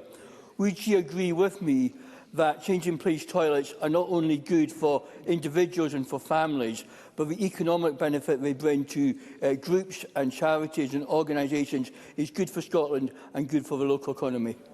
Cabinet Secretary. Well, let me thank Jeremy Balfour for his constructive and pragmatic engagement ahead of this budget. What a contrast to his former colleagues, as Jeremy Balfour said, getting things done and working with others to actually get things for your local communities. My door has been open. Unfortunately, Craig Hoy and his colleagues have not really come through it with any constructive suggestions whatsoever. Jeremy Balfour made a compelling case that not only should funding continue for our Changing Places toilet programme, but it should be spread over multi-year periods to allow for planning and delivery of the schemes. As a result, we'll provide an additional £10 million of funding over 3 years, starting with £3 million investment in 26-27. These facilities, championed by Jeremy Balfour, will provide people with profound disabilities and complex needs with greater freedom, enabling them to access community resources more easily. Thank you. Concise questions and responses appreciated. I call Claire Haughey to be followed by Monica Lennon. I remind members of my register of interest. I hold a bank nurse contract with Greater Glasgow and Clyde NHS. Last week saw welcome figures which showed that through action from this SNP government, NHS waits, long waits, have decreased for 6 months in a row with significant year-on-year increases in activity. Can the Cabinet Secretary say how this budget will assist in the ongoing recovery of Scotland's NHS? Cabinet Secretary. Well, can I say to Claire Haughey that the investments in the NHS in this budget are absolutely critical, and we have made significant progress, as she pointed to, against the commitments in the Operational Improvement Plan for this year, and will continue to build on this progress through the investment of a further £100 million in 26-27 through scaling the productivity and efficiency gains to create additional capacity. This is really critical to the people of Scotland. We know the NHS is the key issue. We have made great progress over the last 6 months in bringing down long waits, and we want to continue that to ensure that people get their treatment, particularly for the hips, knees and eye operations that people have been waiting for, that they get them as quickly as possible, and this investment will help deliver that. Monica Lennon to be followed by Sharon Dowie. Scotland's firefighters are demanding urgent funding to end the SNP's decade of dangerous underinvestment that has cut 1 in 6 firefighters since 2013. That is 1,250 posts, and delivered a real terms reduction in £84 million in the Fire and Rescue resource budget. Can the Cabinet Secretary explain why her budget does not reverse these cuts and fails to fix the £800 million maintenance backlog in our fire stations, equipment and ageing vehicles that are vital to protect Scotland's people, environment and infrastructure against fire, flood and storms? Cabinet Secretary. So we've allocated almost £436 million to the Scottish Fire and Rescue Service in 26-27, an uplift of 5.4%. We'll increase the SFRS capital budget to £48.4 million to ensure that they can develop their asset base across property, fleet, operational equipment and ICT. And, of course, the continued resource and capital investment will support SFRS in their ambition through their Strategic Service Review Programme to better align resources to current and future risks and continue to keep our communities safe, which, of course, I thank them for. Sharon Dowie to be followed by Keith Brown. Officer. This government has already disgracefully cut 1,000 police officers from Scotland's streets. Police Scotland asked for £104 million simply to stand still and stop numbers falling further, yet the SNP budget delivers far less than that. How does the Finance Secretary justify choosing a budget that means fewer police numbers, overstretched officers, slower response times and compromised public safety? Cabinet Secretary. Well, we've allocated over £1.7 billion for policing in Scotland in 26-27, an uplift of 5%. That's an additional £59 million resource to the Scottish Police Authority to maintain capacity and capability in policing. We're increasing police capital funding to £86.3 million to invest in essential infrastructure technology and continue the delivery of their estate master plan. And of course, they were putting the £3 million continuation into tackling retail crime. But all of that is put at risk because of Sharon Dowie's support for £1 billion of tax cuts. None of that funding, none of it would be possible if we were to cut taxes by £1 billion. All of it would go. Police funding, college funding, NHS funding, local government funding, all of it would go. So the hypocrisy from Tory backbenchers of asking for more money is absolutely incredible and will have no credibility with the public whatsoever. Keith Brown, to be followed by Willie Rennie. The Cabinet Secretary be aware that I have led a campaign locally seeking extra funding for the college sector, particularly in relation to the continued existence of the Alloa campus of Forth Valley College. My constituents will be absolutely delighted by the Government announcement today of a 10% increase in funding. They will be absolutely appalled to find out the Labour Party never asked for a penny for colleges or intend not to vote for the 10% increase. Will the Cabinet Secretary confirm that, having made this fantastic announcement of a 10% increase, she has no reason to expect that the Scottish Funding Council and Forth Valley College will not now play their part and ensure the continued long-term sustainable future of the Alloa campus of Forth Valley College? Cabinet Secretary. So Keith Brown is right that the 10% uplift in funding for colleges will allow Forth Valley College to make strategic spending decisions in the interests of communities that it serves as soon as the Scottish Funding Council have confirmed allocations. The Minister will chair a meeting in Alloa with the FVC, the Scottish Funding Council, business and trade unions later this month to discuss. Clearly, a decision about the Alloa campus is ultimately a matter for the board of the college. Nevertheless, I have a view that the campus is valuable to the community and should remain open, and I'm hoping that the resources being made available will make that more likely. I call Willie Rennie. Liberal Democrats asked for support for neurodevelopmental assessments for children and young people, and we're pleased that it's in the budget. But can I ask the Cabinet Secretary about the construction of special schools? Because some of the special schools in my part of the world are the worst schools in my part of the world, and they deserve an improvement. So can I ask the Cabinet Secretary to come with me and visit the schools in Buckhaven and in Cooper to see for herself that why this review is essential, that it is conducted and results in new buildings? Cabinet Secretary. Well, first of all, obviously the infrastructure investment pipeline sets out a number of commitments, one of which is the next phase of the LEAP programme, which has been a very successful funding model of shared costs between Scottish Government and local government, and it has delivered. I think we went from 62% of schools in a good condition to something over 93%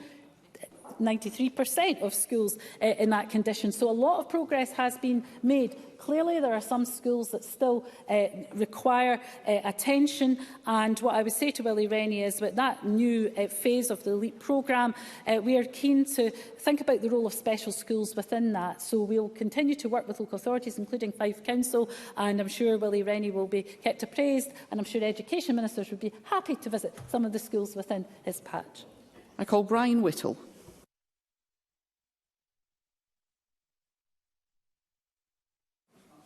Thank you, Presiding Officer. Scotland has the highest level of disability unemployment in the UK, according to the Economy and Fair Work Committee investigation.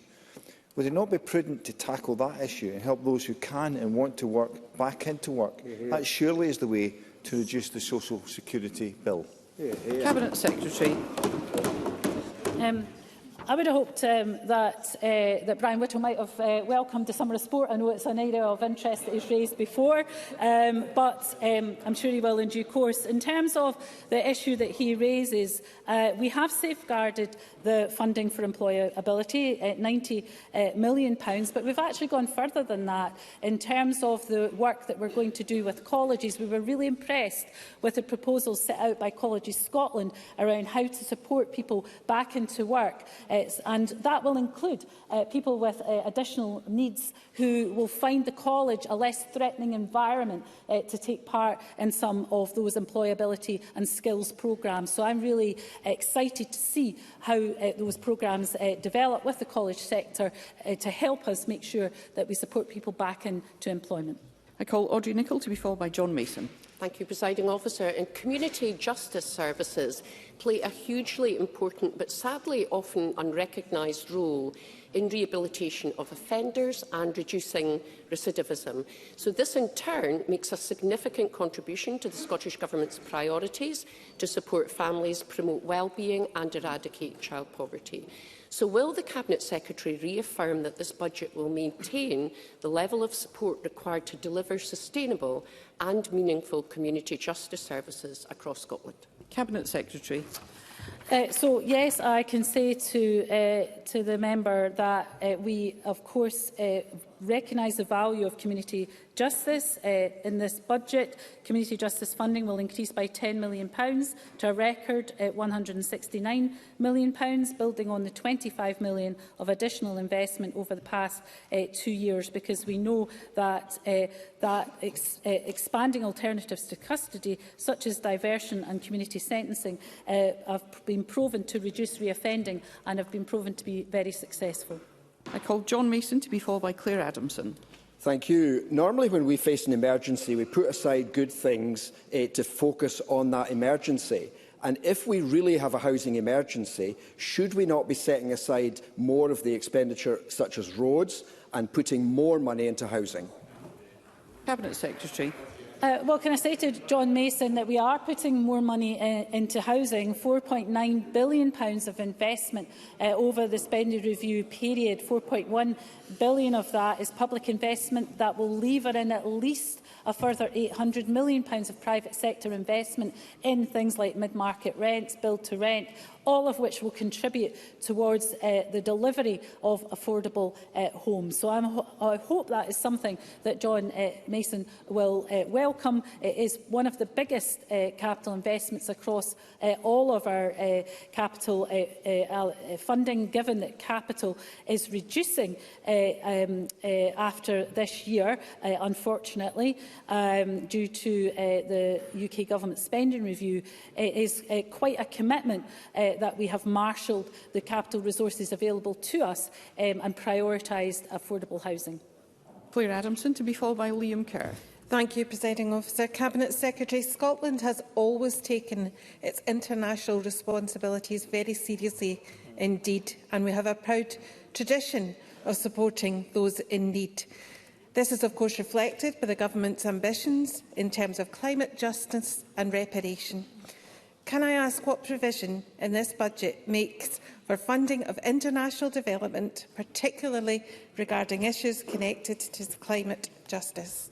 Cabinet Secretary. Well, I was very pleased to be able to increase, as I said in my statement, the funding to international development, something that I think says a lot about the values of this government. I think that are in tune with the values of the Scottish people, something that I find it quite difficult to understand the hostility of the Tory benches to increasing investment in international development, because by investing in international development, I think is part of the contribution to making the world safer, because we know through sustainable communities, particularly in third world countries, and helping them to help themselves, that is a good investment and one that we are proud to make. Liam Kerr to be followed by Karen Adam. Thank you, Presiding Officer. I declare my interest as a practising solicitor. The Scottish Courts and Tribunals Service warned that without a £40 million baseline uplift, trials will be delayed, such that some would take over 2 years to conclude. This budget delivers £4.2 million, a tenth of what is needed. So what advice does the Cabinet Secretary have for victims of crime waiting over 2 years for justice? Cabinet Secretary. Well, of course, under Liam Kerr's plans, that budget would be cut because there would be £1 billion less to spend on public services. So members on the Tory benches cannot come here and ask for more money when they want to cut investment in public services by £1 billion.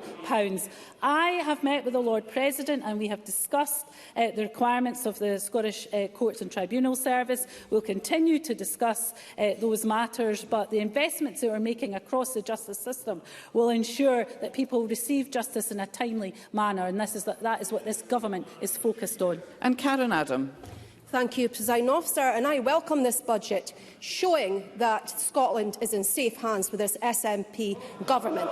In comparison to previous disastrous Westminster governments, this government is putting the most vulnerable at the heart of their budgetary decisions. Can I ask the Cabinet Secretary, what will this do for rural communities and for our rural economy, particularly against a backdrop where Westminster have slighted our rural community? Cabinet Secretary. Well, I can say to Karen Adam that there is substantial investment in our rural communities in terms of continuing the work in supporting our agricultural sector, but also in terms of the peat restoration and the forestry investment. These are really important investments, not just in terms of the local economies and jobs, but also in terms of our climate ambitions. In addition to that, there is some really ambitious agreements that are being worked on with our island communities, with the accelerator model for Shetland, Orkney and the Western Isles. That has the potential to lever in hundreds of millions of investment, and again, very happy to keep Parliament updated about these developments. Thank you. That concludes the ministerial statements. There will be a short pause before we move to the next item of business.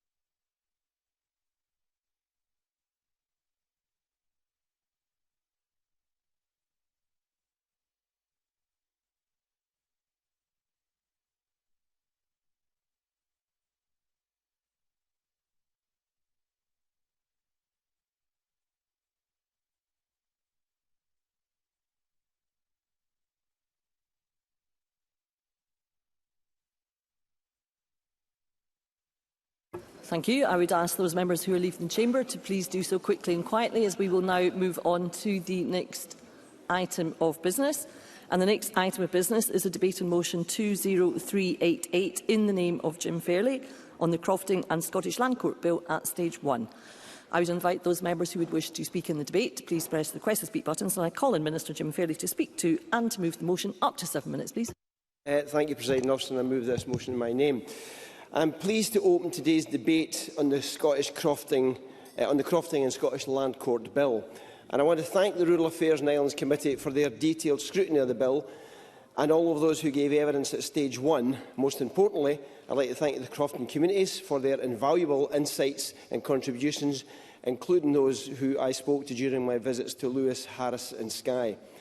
And I look forward to working constructively across the chamber as we progress this important piece of legislation, and I hope that today we can all agree to support its general principles as the committee recommended in their stage 1 report. The bill has two main parts, and I would like to begin by focusing on part 1, the crofting element of it. Crofting is a part of who we are. It was and is a hard-earned living tradition that shapes our rural land and our communities. Around 15,000 crofters care for about 750,000 hectares of Scotland's land, and this government backs them with over £40 million every year, because crofting matters, and it matters to our past, it matters to our present, and it matters to our future. Crofting has so much potential, providing opportunities for new entrants and young people, and to make a life in the places that they know and love. And we can do that by supporting a range of approaches to crofting, including agritourism, local food networks, peatland restoration and livestock production, just to name a few. The proposals that have been considered came from a variety of sources, including the Crofting Law Sump, and issues identified and raised by stakeholders over the 3 years of a close collaboration. Over the summer of 2024, we carried out a consultation and my officials ran 15 public events throughout the Crofting counties, which were attended by 257 people. And I want to take this opportunity to thank my officials for their hard work and for their efforts to ensure that it was a solid bill that has wide stakeholder support. Because this bill delivers positive changes, building on previous reforms, and let me be clear, it represents another step on the journey that we are committed to continue on, and as we work with our Crofting communities to secure their future. Crofting law is extremely complex, and even where there is a consensus that something needs changing, it's often difficult to reach a consensus on what the remedy should be. Developing proposals and identifying workable solutions requires time, and something that I think Crofting stakeholders are sympathetic to. But this bill is more than just a technical bill. It's also an enabling bill, delivering a number of meaningful improvements to legislation. It will give crofters more options on how they use their land. It will allow approximately 700 people to apply to become a crofter. It will streamline the enforcement of duties and the family assignation process. It will prevent crofters that are in breach of their duties from profiteering and removing land from the crofting tenure. It will prevent the accidental separation of a grazing share from an in-by croft. Landlords and subtenants will be able to report breaches of duty to the Commission, and crofters will be able to apply to the Commission for boundary and registration changes. Now, that amounts to significant change, and this bill will make crofting regulation less onerous for active crofters and the Commission, and flexible enough to grasp new opportunities and cope with future challenges. As I set out in my written response to the committee, I am committed to ensuring that the views raised through the evidence sessions and on the bill are considered, so we are carefully considering a small number of possible amendments, and those include strengthening the wording in the bill regarding environmental use of the croft, providing flexibility to allow non-natural persons to take title of a croft, maintaining linkages between the crofting register and the land register when adjusting boundaries, and, where applicable, maintaining a relationship between the grazing share and the in-by croft. Now, this reform should not be viewed in isolation, but it has to be seen alongside the work that has been done by the Crofting Commission. It is important to note that the interplay between legislation and the Commission's policy plan are vital, and this legislation provides the necessary framework, and the plan provides the detail of how the Commission will administer and regulate. The Commission has the legislative tools, and they now also have the resources to carry out their functions. The changes in this bill will further support the Commission's work in processing regulatory applications and tackling breaches of duty. I will continue working with the Commission to ensure that it creates more opportunities for new entrants and for young people to enter crofting. The bill prepares the ground for what comes next. It will help lay a stronger and healthier foundation for crofting, where we aim to have increased residency levels and more people actively using their crofts and common grazings. And then we will be in a better place to carefully consider what reform is needed for the future. So I'd like to turn to Part 2 of the Scottish Crofting and Land Court Bill, which provides for the merger of the Scottish Land Court and the Lands Tribunal for Scotland. Now, this is a measured and an administrative reform, but one with real practical importance for how land and property disputes are determined in Scotland. Work on these reforms were initiated back in 2015 by Lord Mingonish, following his appointment as the Chair of the Scottish Land Court and President of the Lands Tribunal, and it has continued under Lord Duthie, the current judicial head of both bodies. The provisions in the bill give legislative effect to the work and are grounded on three principles: simplicity, coherence and flexibility. Those principles remain central to Part 2 of the bill before us today. On simplicity, the bill replaces the two bodies operating in closely related areas of law and already sharing some same judicial leadership with a single unified court. This removes unnecessary structural complexity while preserving specialist jurisdictions. On coherence, the committee heard evidence from the judicial stakeholders about the statutory overlap and procedural anomalies arising from the parallel operation of the court and the tribunal, particularly in agricultural holdings and land reform registration. The merger resolves those issues and provides a clearer and more consistent framework. And on flexibility, the bill allows legal, agricultural and valuation expertise to be deployed more effectively across the court's jurisdiction. The administrative integration already in place has demonstrated the benefits of a unified approach, and this bill builds on that experience. In their consideration of the bill, members of the judiciary, including the Chairman of the Land Court, Lord Duthie, raised important points about appeals and procedure, particularly for tribunal-type cases transferring into the court.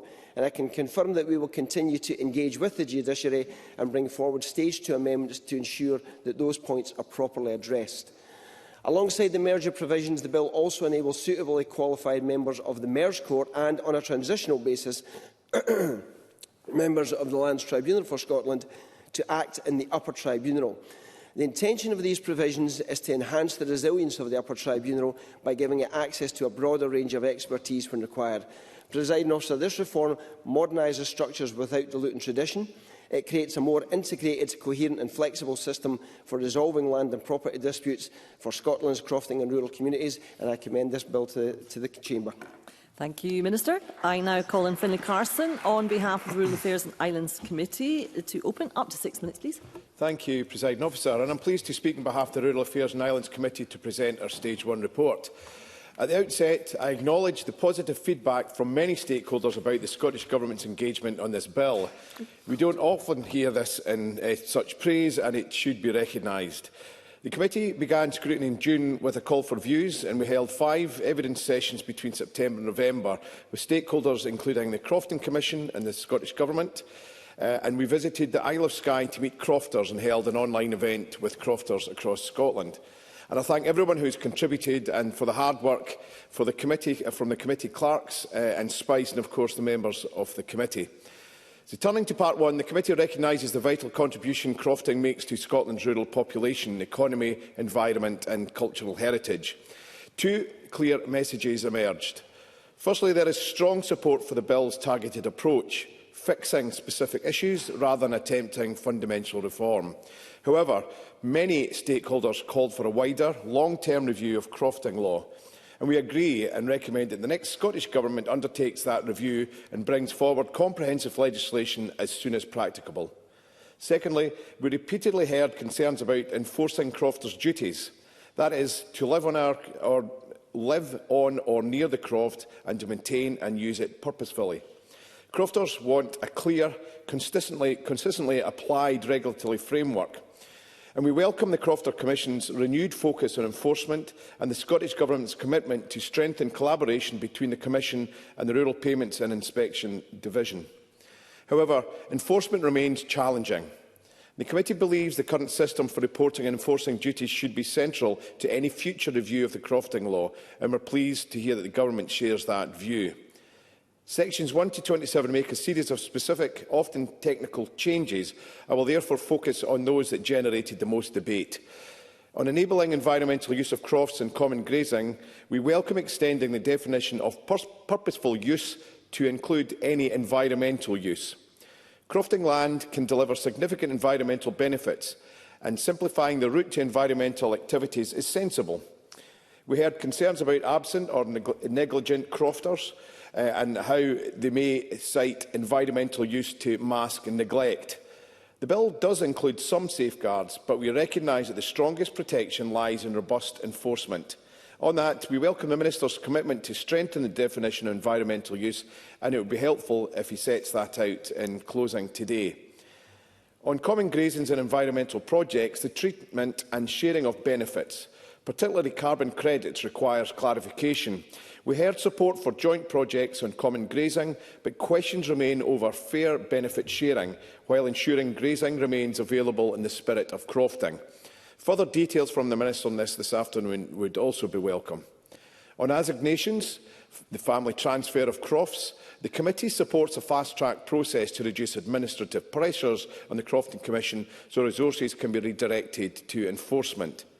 Some stakeholders queried the proposed 3-croft limit for fast-track use, particularly for crofters with multiple interests. On balance, we accept the Government's rationale and note that those with more than 3 crofts would continue through the existing process. That is fair, proportionate, and a proportionate way to speed up family assignations without compromising oversight. We also heard concerns that prohibiting transfer of owner-occupied crofts could inadvertently hinder community organisations seeking croft land for crofting or housing. So we welcome the Government's intention to explore a Stage 2 amendment to ensure community aspirations are not frustrated. On common grazings, we took strong evidence about problems when grazing shares become unintentionally separated from the in-by croft or croft land. So we support and welcome provisions aimed at preventing such separations. Members differed on whether the bill should go further and prohibit separation entirely. So we note that the Minister's assurance that additional safeguards will be introduced at stage 2 to tighten practice while retaining flexibility where separation is genuinely desirable. We also welcome consideration of a process to reattach shares that have been unintentionally separated and would appreciate an update on stakeholder discussions about workable solutions. I turn to Part 2, the proposed merger of the Scottish Land Court and Lands Tribunal for Scotland. While some stakeholders worried the merger might be driven by cost-cutting, the general view was that it was pragmatic. We were reassured by the Minister's confirmation that the aim is to streamline and improve operations, not diminish access to justice or expertise.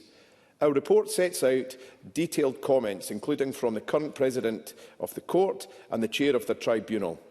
We welcome the Government's intention to bring forward Stage 2 amendments to tighten Part 2 and clarify issues that we've raised, particularly preserving specialist knowledge, ensuring appropriate routes of appeal and maintaining accountability for rural communities. In conclusion, Presiding Officer, the Committee supports the Bill's general principle. We endorse the targeted approach in Part 1 alongside a clear call for a comprehensive future review of crofting law with enforcement at its core. We support strengthening provisions on environmental use, common grazings and assignations and look forward to further details from the Minister on definitions, on benefit sharing, safeguarding for grazing shares and community-friendly routes for owner-occupied transfers. Overall, on Part 2, we recognise the potential benefits of the merger subject to Stage 2 amendments that secure clarity, continuity of expertise and access to justice. And I look forward to members' contributions. Thank you. Thank you, Mr Carson. I now call on Tim Eagle to open on behalf of the Scottish Conservatives. Up to 5 minutes, please. Well, thank you, Presiding Officer. Can I firstly, I couldn't make it down to Edinburgh last week because of the snow in the north. I was trapped at home with my 3 children who couldn't get to school. But can I thank farmers and crofters? I put that out on Facebook, but I want to say that in here. And I know many people already have said that in here. But without last week, I have teachers up my road. I have doctors, my wife being one of them up my road. We couldn't have got out without their help. And I don't blame anything on local authorities who I think did their best last week to try and get people and make the roads as safe as possible, but thank you to the farmers and crofters across the Highlands and Islands in the north of Scotland. The Scottish Conservatives will back Stage 1 of the Crofting Bill today. When I first read the draft report, the major point that I wanted to ensure that it said was to recognise that there is a clear and growing consensus around the need for a much more full-scale review of crofting legislation, and that's just been picked up by Finlay Carson, and that was accepted, I believe, by the Minister in his response to the bill. Crofters across the Highlands and Islands are looking for that important piece of work, one that properly reflects what crofting means in different places and how it operates in those very different local contexts. This bill is a step forward, there's no doubt about that, but it also underlines that a deeper and more comprehensive review is now needed. I welcome the work that has gone into this legislation, and it has been constructive, actually, engagement between the government stakeholders and the Rural Affairs and Islands Committee. Part 1 of the bill does make some sensible technical improvements and addresses a number of practical issues that have caused frustration for some time. That progress is important, and I do think that should be recognised. However, as I've said, many crofters feel that this bill does not yet answer those bigger questions about the future of crofting. And after so many years, and with crofting so ingrained in the way of life for Highlanders and Islanders, this Parliament, I believe, owes them that wider review in the next session. Enforcement has come through strongly in the evidence. Weak enforcement of residency and cultivation duties has damaged trust in the system to some degree, and in some areas the social fabric of crofting communities. While recent efforts by the Crofting Commission are very welcome, crofters want to see this backed by long-term legislative safeguards and proper resourcing so that duties are applied fairly and consistently. Environmental use of crofts is another area where balance is crucial. Environmental outcomes can and should sit alongside crofting, but they must be rooted in active use by real crofters. There is genuine concern that under that land could be neglected or effectively abandoned under the banner of environmental use, and that must be addressed clearly in the legislation. The bill also touches on owner-occupier crofts and common grazings, both of which matter deeply on the ground. There is real anxiety about crofts being priced beyond the reach of local people and new entrants, and about grazing shares becoming detached from the crofting system. These are not abstract legal points. They go to the heart of whether crofting remains viable for future generations, and I think we should all give careful thought for that as we reach stage 2. One interesting area that I think did come up and hasn't been touched on to a great deal in the bill is around the ownership of carbon rights and potentially in the future biodiversity rights. And again, that's something that I think needs to be brought out in stage 2 of the bill. Presiding officer, I do think the bill is moving things in the right directions, but crofters are clear that this cannot be the final well. So I welcome discussion with the Minister as we head towards stage 2 and the next moves. Thank you. Thank you, Mr Eagle. I now call on Rhoda Grant to open on behalf of Scottish Labour. Up to 4 minutes, please. Thank you, Presiding Officer, and I too want to add my thanks to those who give evidence, the Bill team, indeed committee staff and SPICE as well, who helped us in our consideration of the bill. We support the Crofting and Scottish Land Court Bill. It's a very necessary piece of legislation, and it puts right some of the mistakes that were made in the last Crofting Act. It will help streamline processes and hopefully allow practices to be modernised. Where crofters are desperately disappointed is that it does nothing to deal with the current threats to crofting. These threats include market pressures. This market is not about crofting itself, it's about a housing crisis coupled with the ambition to own second homes or holiday lets. And it does nothing to encourage land use or recognise crofting as an intrinsically agricultural practice where, in order to make a living, a person must also have other employment.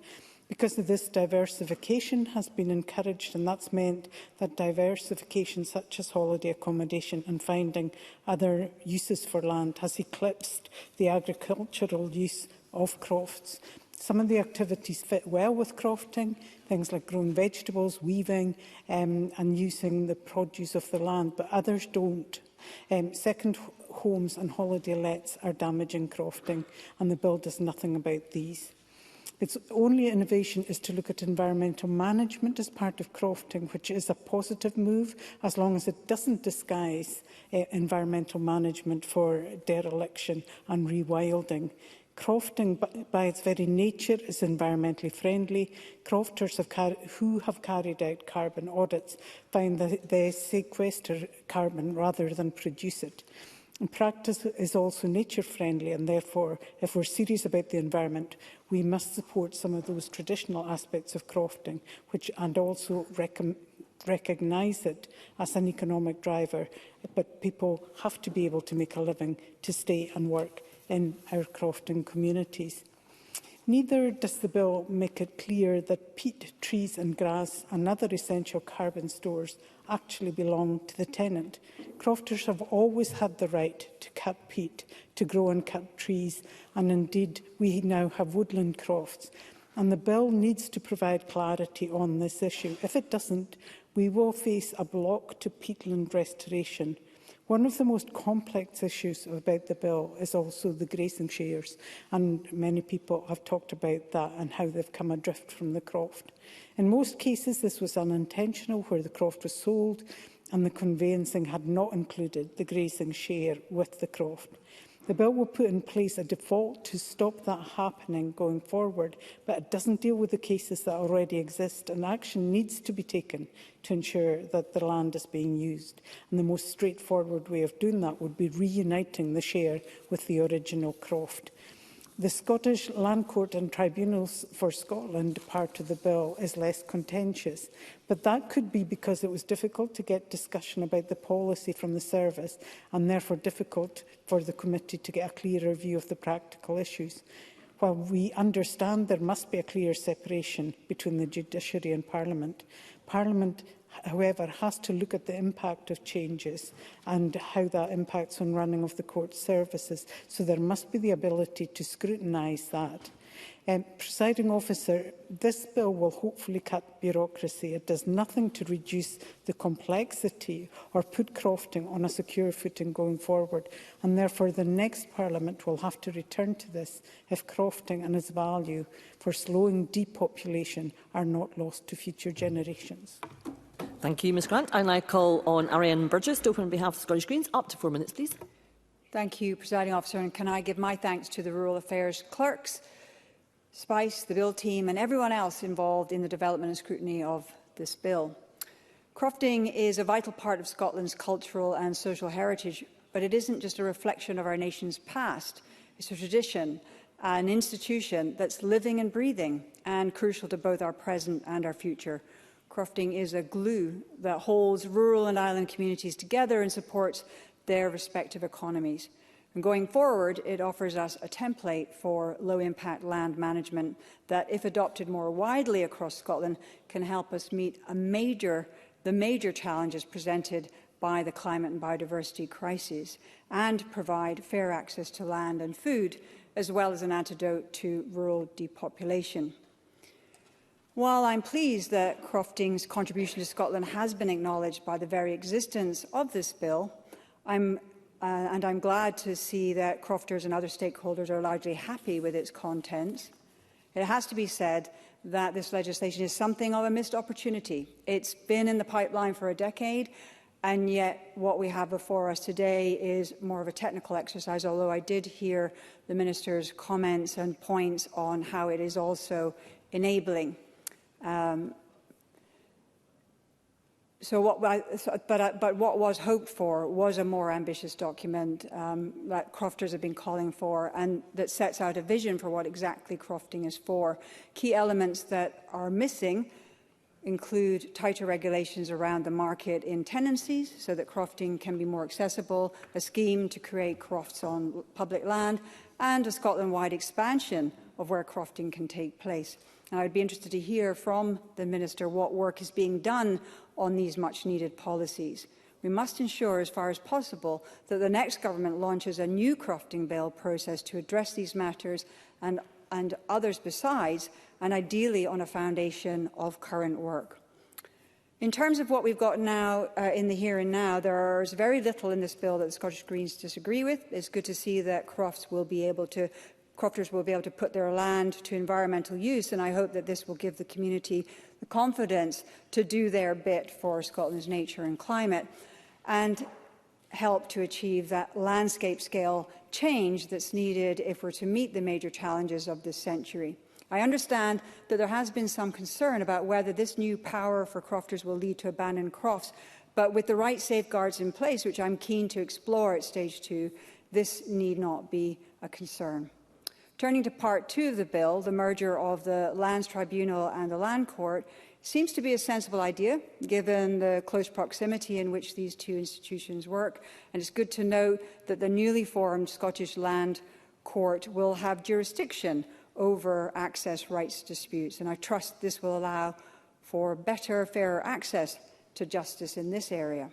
There's also an opportunity here to look at how to deliver better, fairer access to justice for those bringing environmental cases. In the policy memorandum that accompanies the bill, the government states that this is, and I quote, intended that consideration will be given to the expanded Land Court taking on new functions in relation to our House cases in time to come. Given Scotland is currently in breach of our House obligations, especially Article 9, which requires access to justice to be fair, equitable, timely and not prohibitively expensive, I'd put the case that we've got the ideal opportunity here to consider how environmental cases could come to this court in the future. Overall, I look forward to working with the Government and colleagues from across the Chamber to deliver an even better crofting and land court system in Scotland. Thank you. Thank you, Ms Burgess. I now call on Beatrice Wishart to open on behalf of the Scottish Liberal Democrats. Up to 4 minutes, please. Thank you, Presiding Officer. I'm pleased to speak on behalf of the Scottish Liberal Democrats today on the Crofting and Scottish Land Court Bill. I add my thanks to the Bill team, committee clerks and the many organisations and individuals that gave evidence and sent briefings to support the Stage 1 process. Crofting is of vital importance in my Shetland constituency and across the Crofting counties in the Highlands and Islands. Cultural heritage, tradition, community and connection to the land are all important aspects of crofting which deliver economic and environmental benefits in rural and island areas. Specific legislation has governed crofting since 1886, when the Crofting Holders Scotland Act was passed under a Liberal government. The Law Society of Scotland has described Scotland's unique crofting law as developing over time in a piecemeal fashion, and it's generally considered to be a complex and difficult area of the law that may be considered outdated in many respects. Reform of this legal landscape has been slow to emerge. A consultation in 2017 led to the Scottish Government stating their intention for a bill to correct known anomalies in crofting legislation, followed by consideration of more fundamental changes. This first phase, however, has taken years to come before the Scottish Parliament. Even allowing for the disruptions of Brexit and the pandemic, many in the crofting communities indicated frustration at this slow pace. A broader review of crofting policy and law to modernise the framework and reduce the intricate and confusing nature of crofting law remains outstanding. On this point, the committee recommends that the new Scottish Government, at the start of the next session, confirm its intention to undertake this review and then bring forward legislation. While not delivering the more fundamental overhaul that is still being called for, the streamlining in this bill is welcome.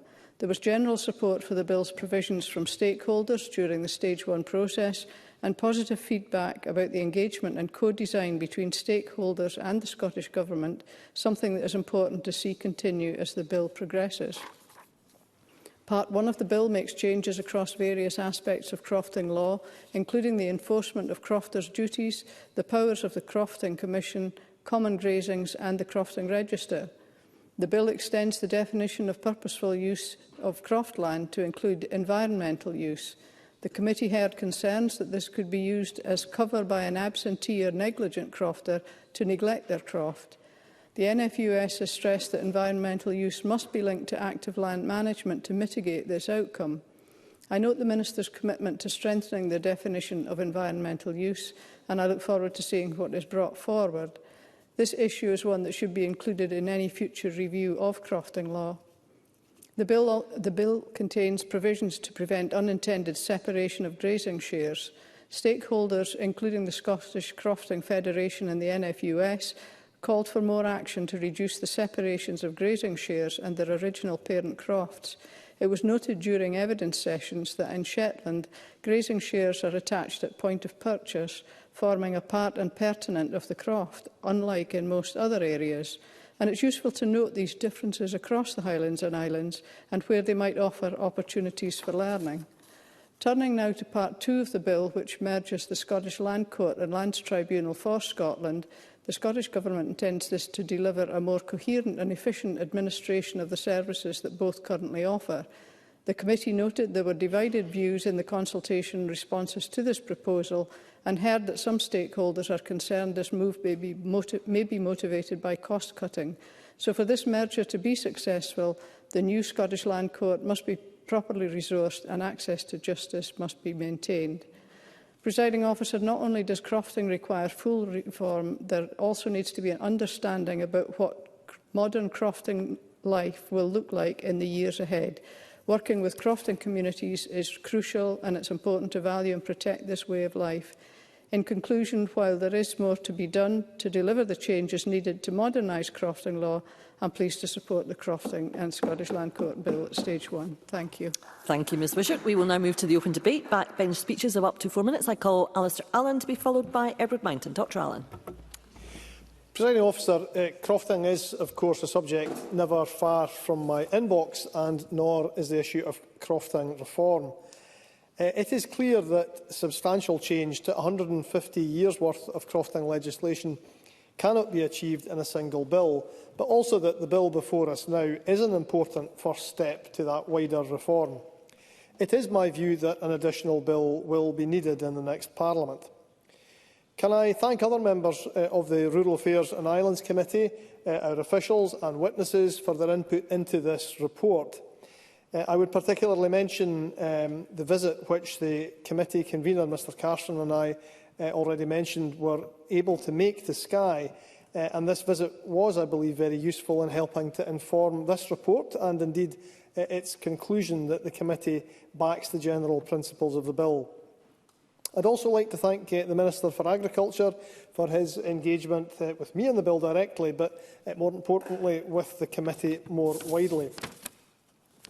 Part 1 of this bill focuses on 9 key areas, which include the expansion of Crofting Commission powers, streamlining the administration of Crofting duties, amendments to the Crofting Register and enabling more use of digital communications between crofters and the Commission. It also introduces provisions for the environmental use of crofts and common grazings and sets out definitions of both a crofting community and an owner-occupier. Part 2 of the bill merges the Scottish Land Court and the Lands Tribunal for Scotland, while Part 3 contains more general provisions.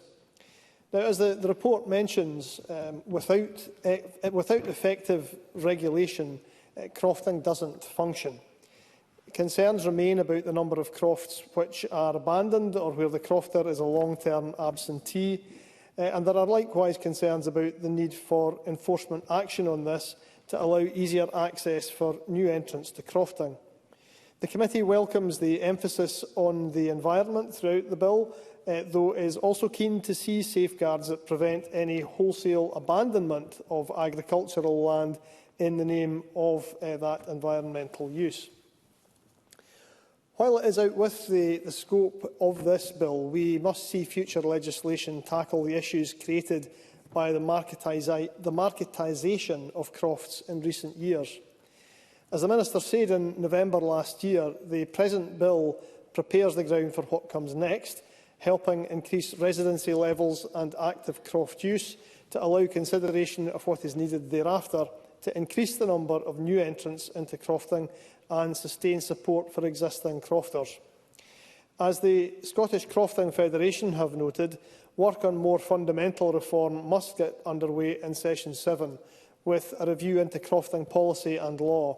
This will need to be followed by the introduction of further legislation, continuing the robust engagement there has been to date with stakeholders in this complex area of law. With regards to the bill before us today, I have no doubt that in the course of Stage 2, I will be among those committee members tabling amendments to improve it. However, this bill is, I believe, an important step forward for crofting reform, and stakeholders will want to see it passed. I am therefore very happy to commend the committee's report to the Chamber. Thank you, Dr Allen. I now call Edward Bounton to be followed by Evelyn Tweed. Thank you very much, Presiding Officer, and I'm pleased to be able to speak to this Stage 1 report on the bill. First of all, I'd like to congratulate the committee and also the clerks on producing a bill, and also to the Minister for organising various meetings across the crofting community to discuss this bill. In fact, I attended one of them on a relatively bright summer night, but it was an interesting meeting. I have to say, though, Presiding Officer, there's a bit of a déjà vu here to the last session of the Parliament, when in 2017 the Rural Economy and Connectivity Committee produced a quite lengthy report on crofting law and the need to make changes to crofting law. In that report, the REC Committee made it quite clear that we needed a statement of crofting policy with the aim of crofting laid out, and the fact that it was more than just crofting. It was about keeping language going, keeping the population in the Highlands and keeping the culture of crofting across the Highlands. Now, the REC Committee had some key issues, some of which have been addressed already and some have been addressed in this bill, but it's apposite to remind the Parliament of those. First of all, there were issues relating to the election of crofting commissioners, the management of absenteeism, a new entrance scheme which doesn't seem to have gained any ground at all, definitions of different ownerships of crofts, from owner-occupiers to the various other ones, the mapping of crofts, which again seems to have stalled slightly, and the issue of slipper crofters, i.e. those people who had shares in the grazing grazings but didn't actually own a croft. But one thing it did say in that report, Presiding Officer, and it was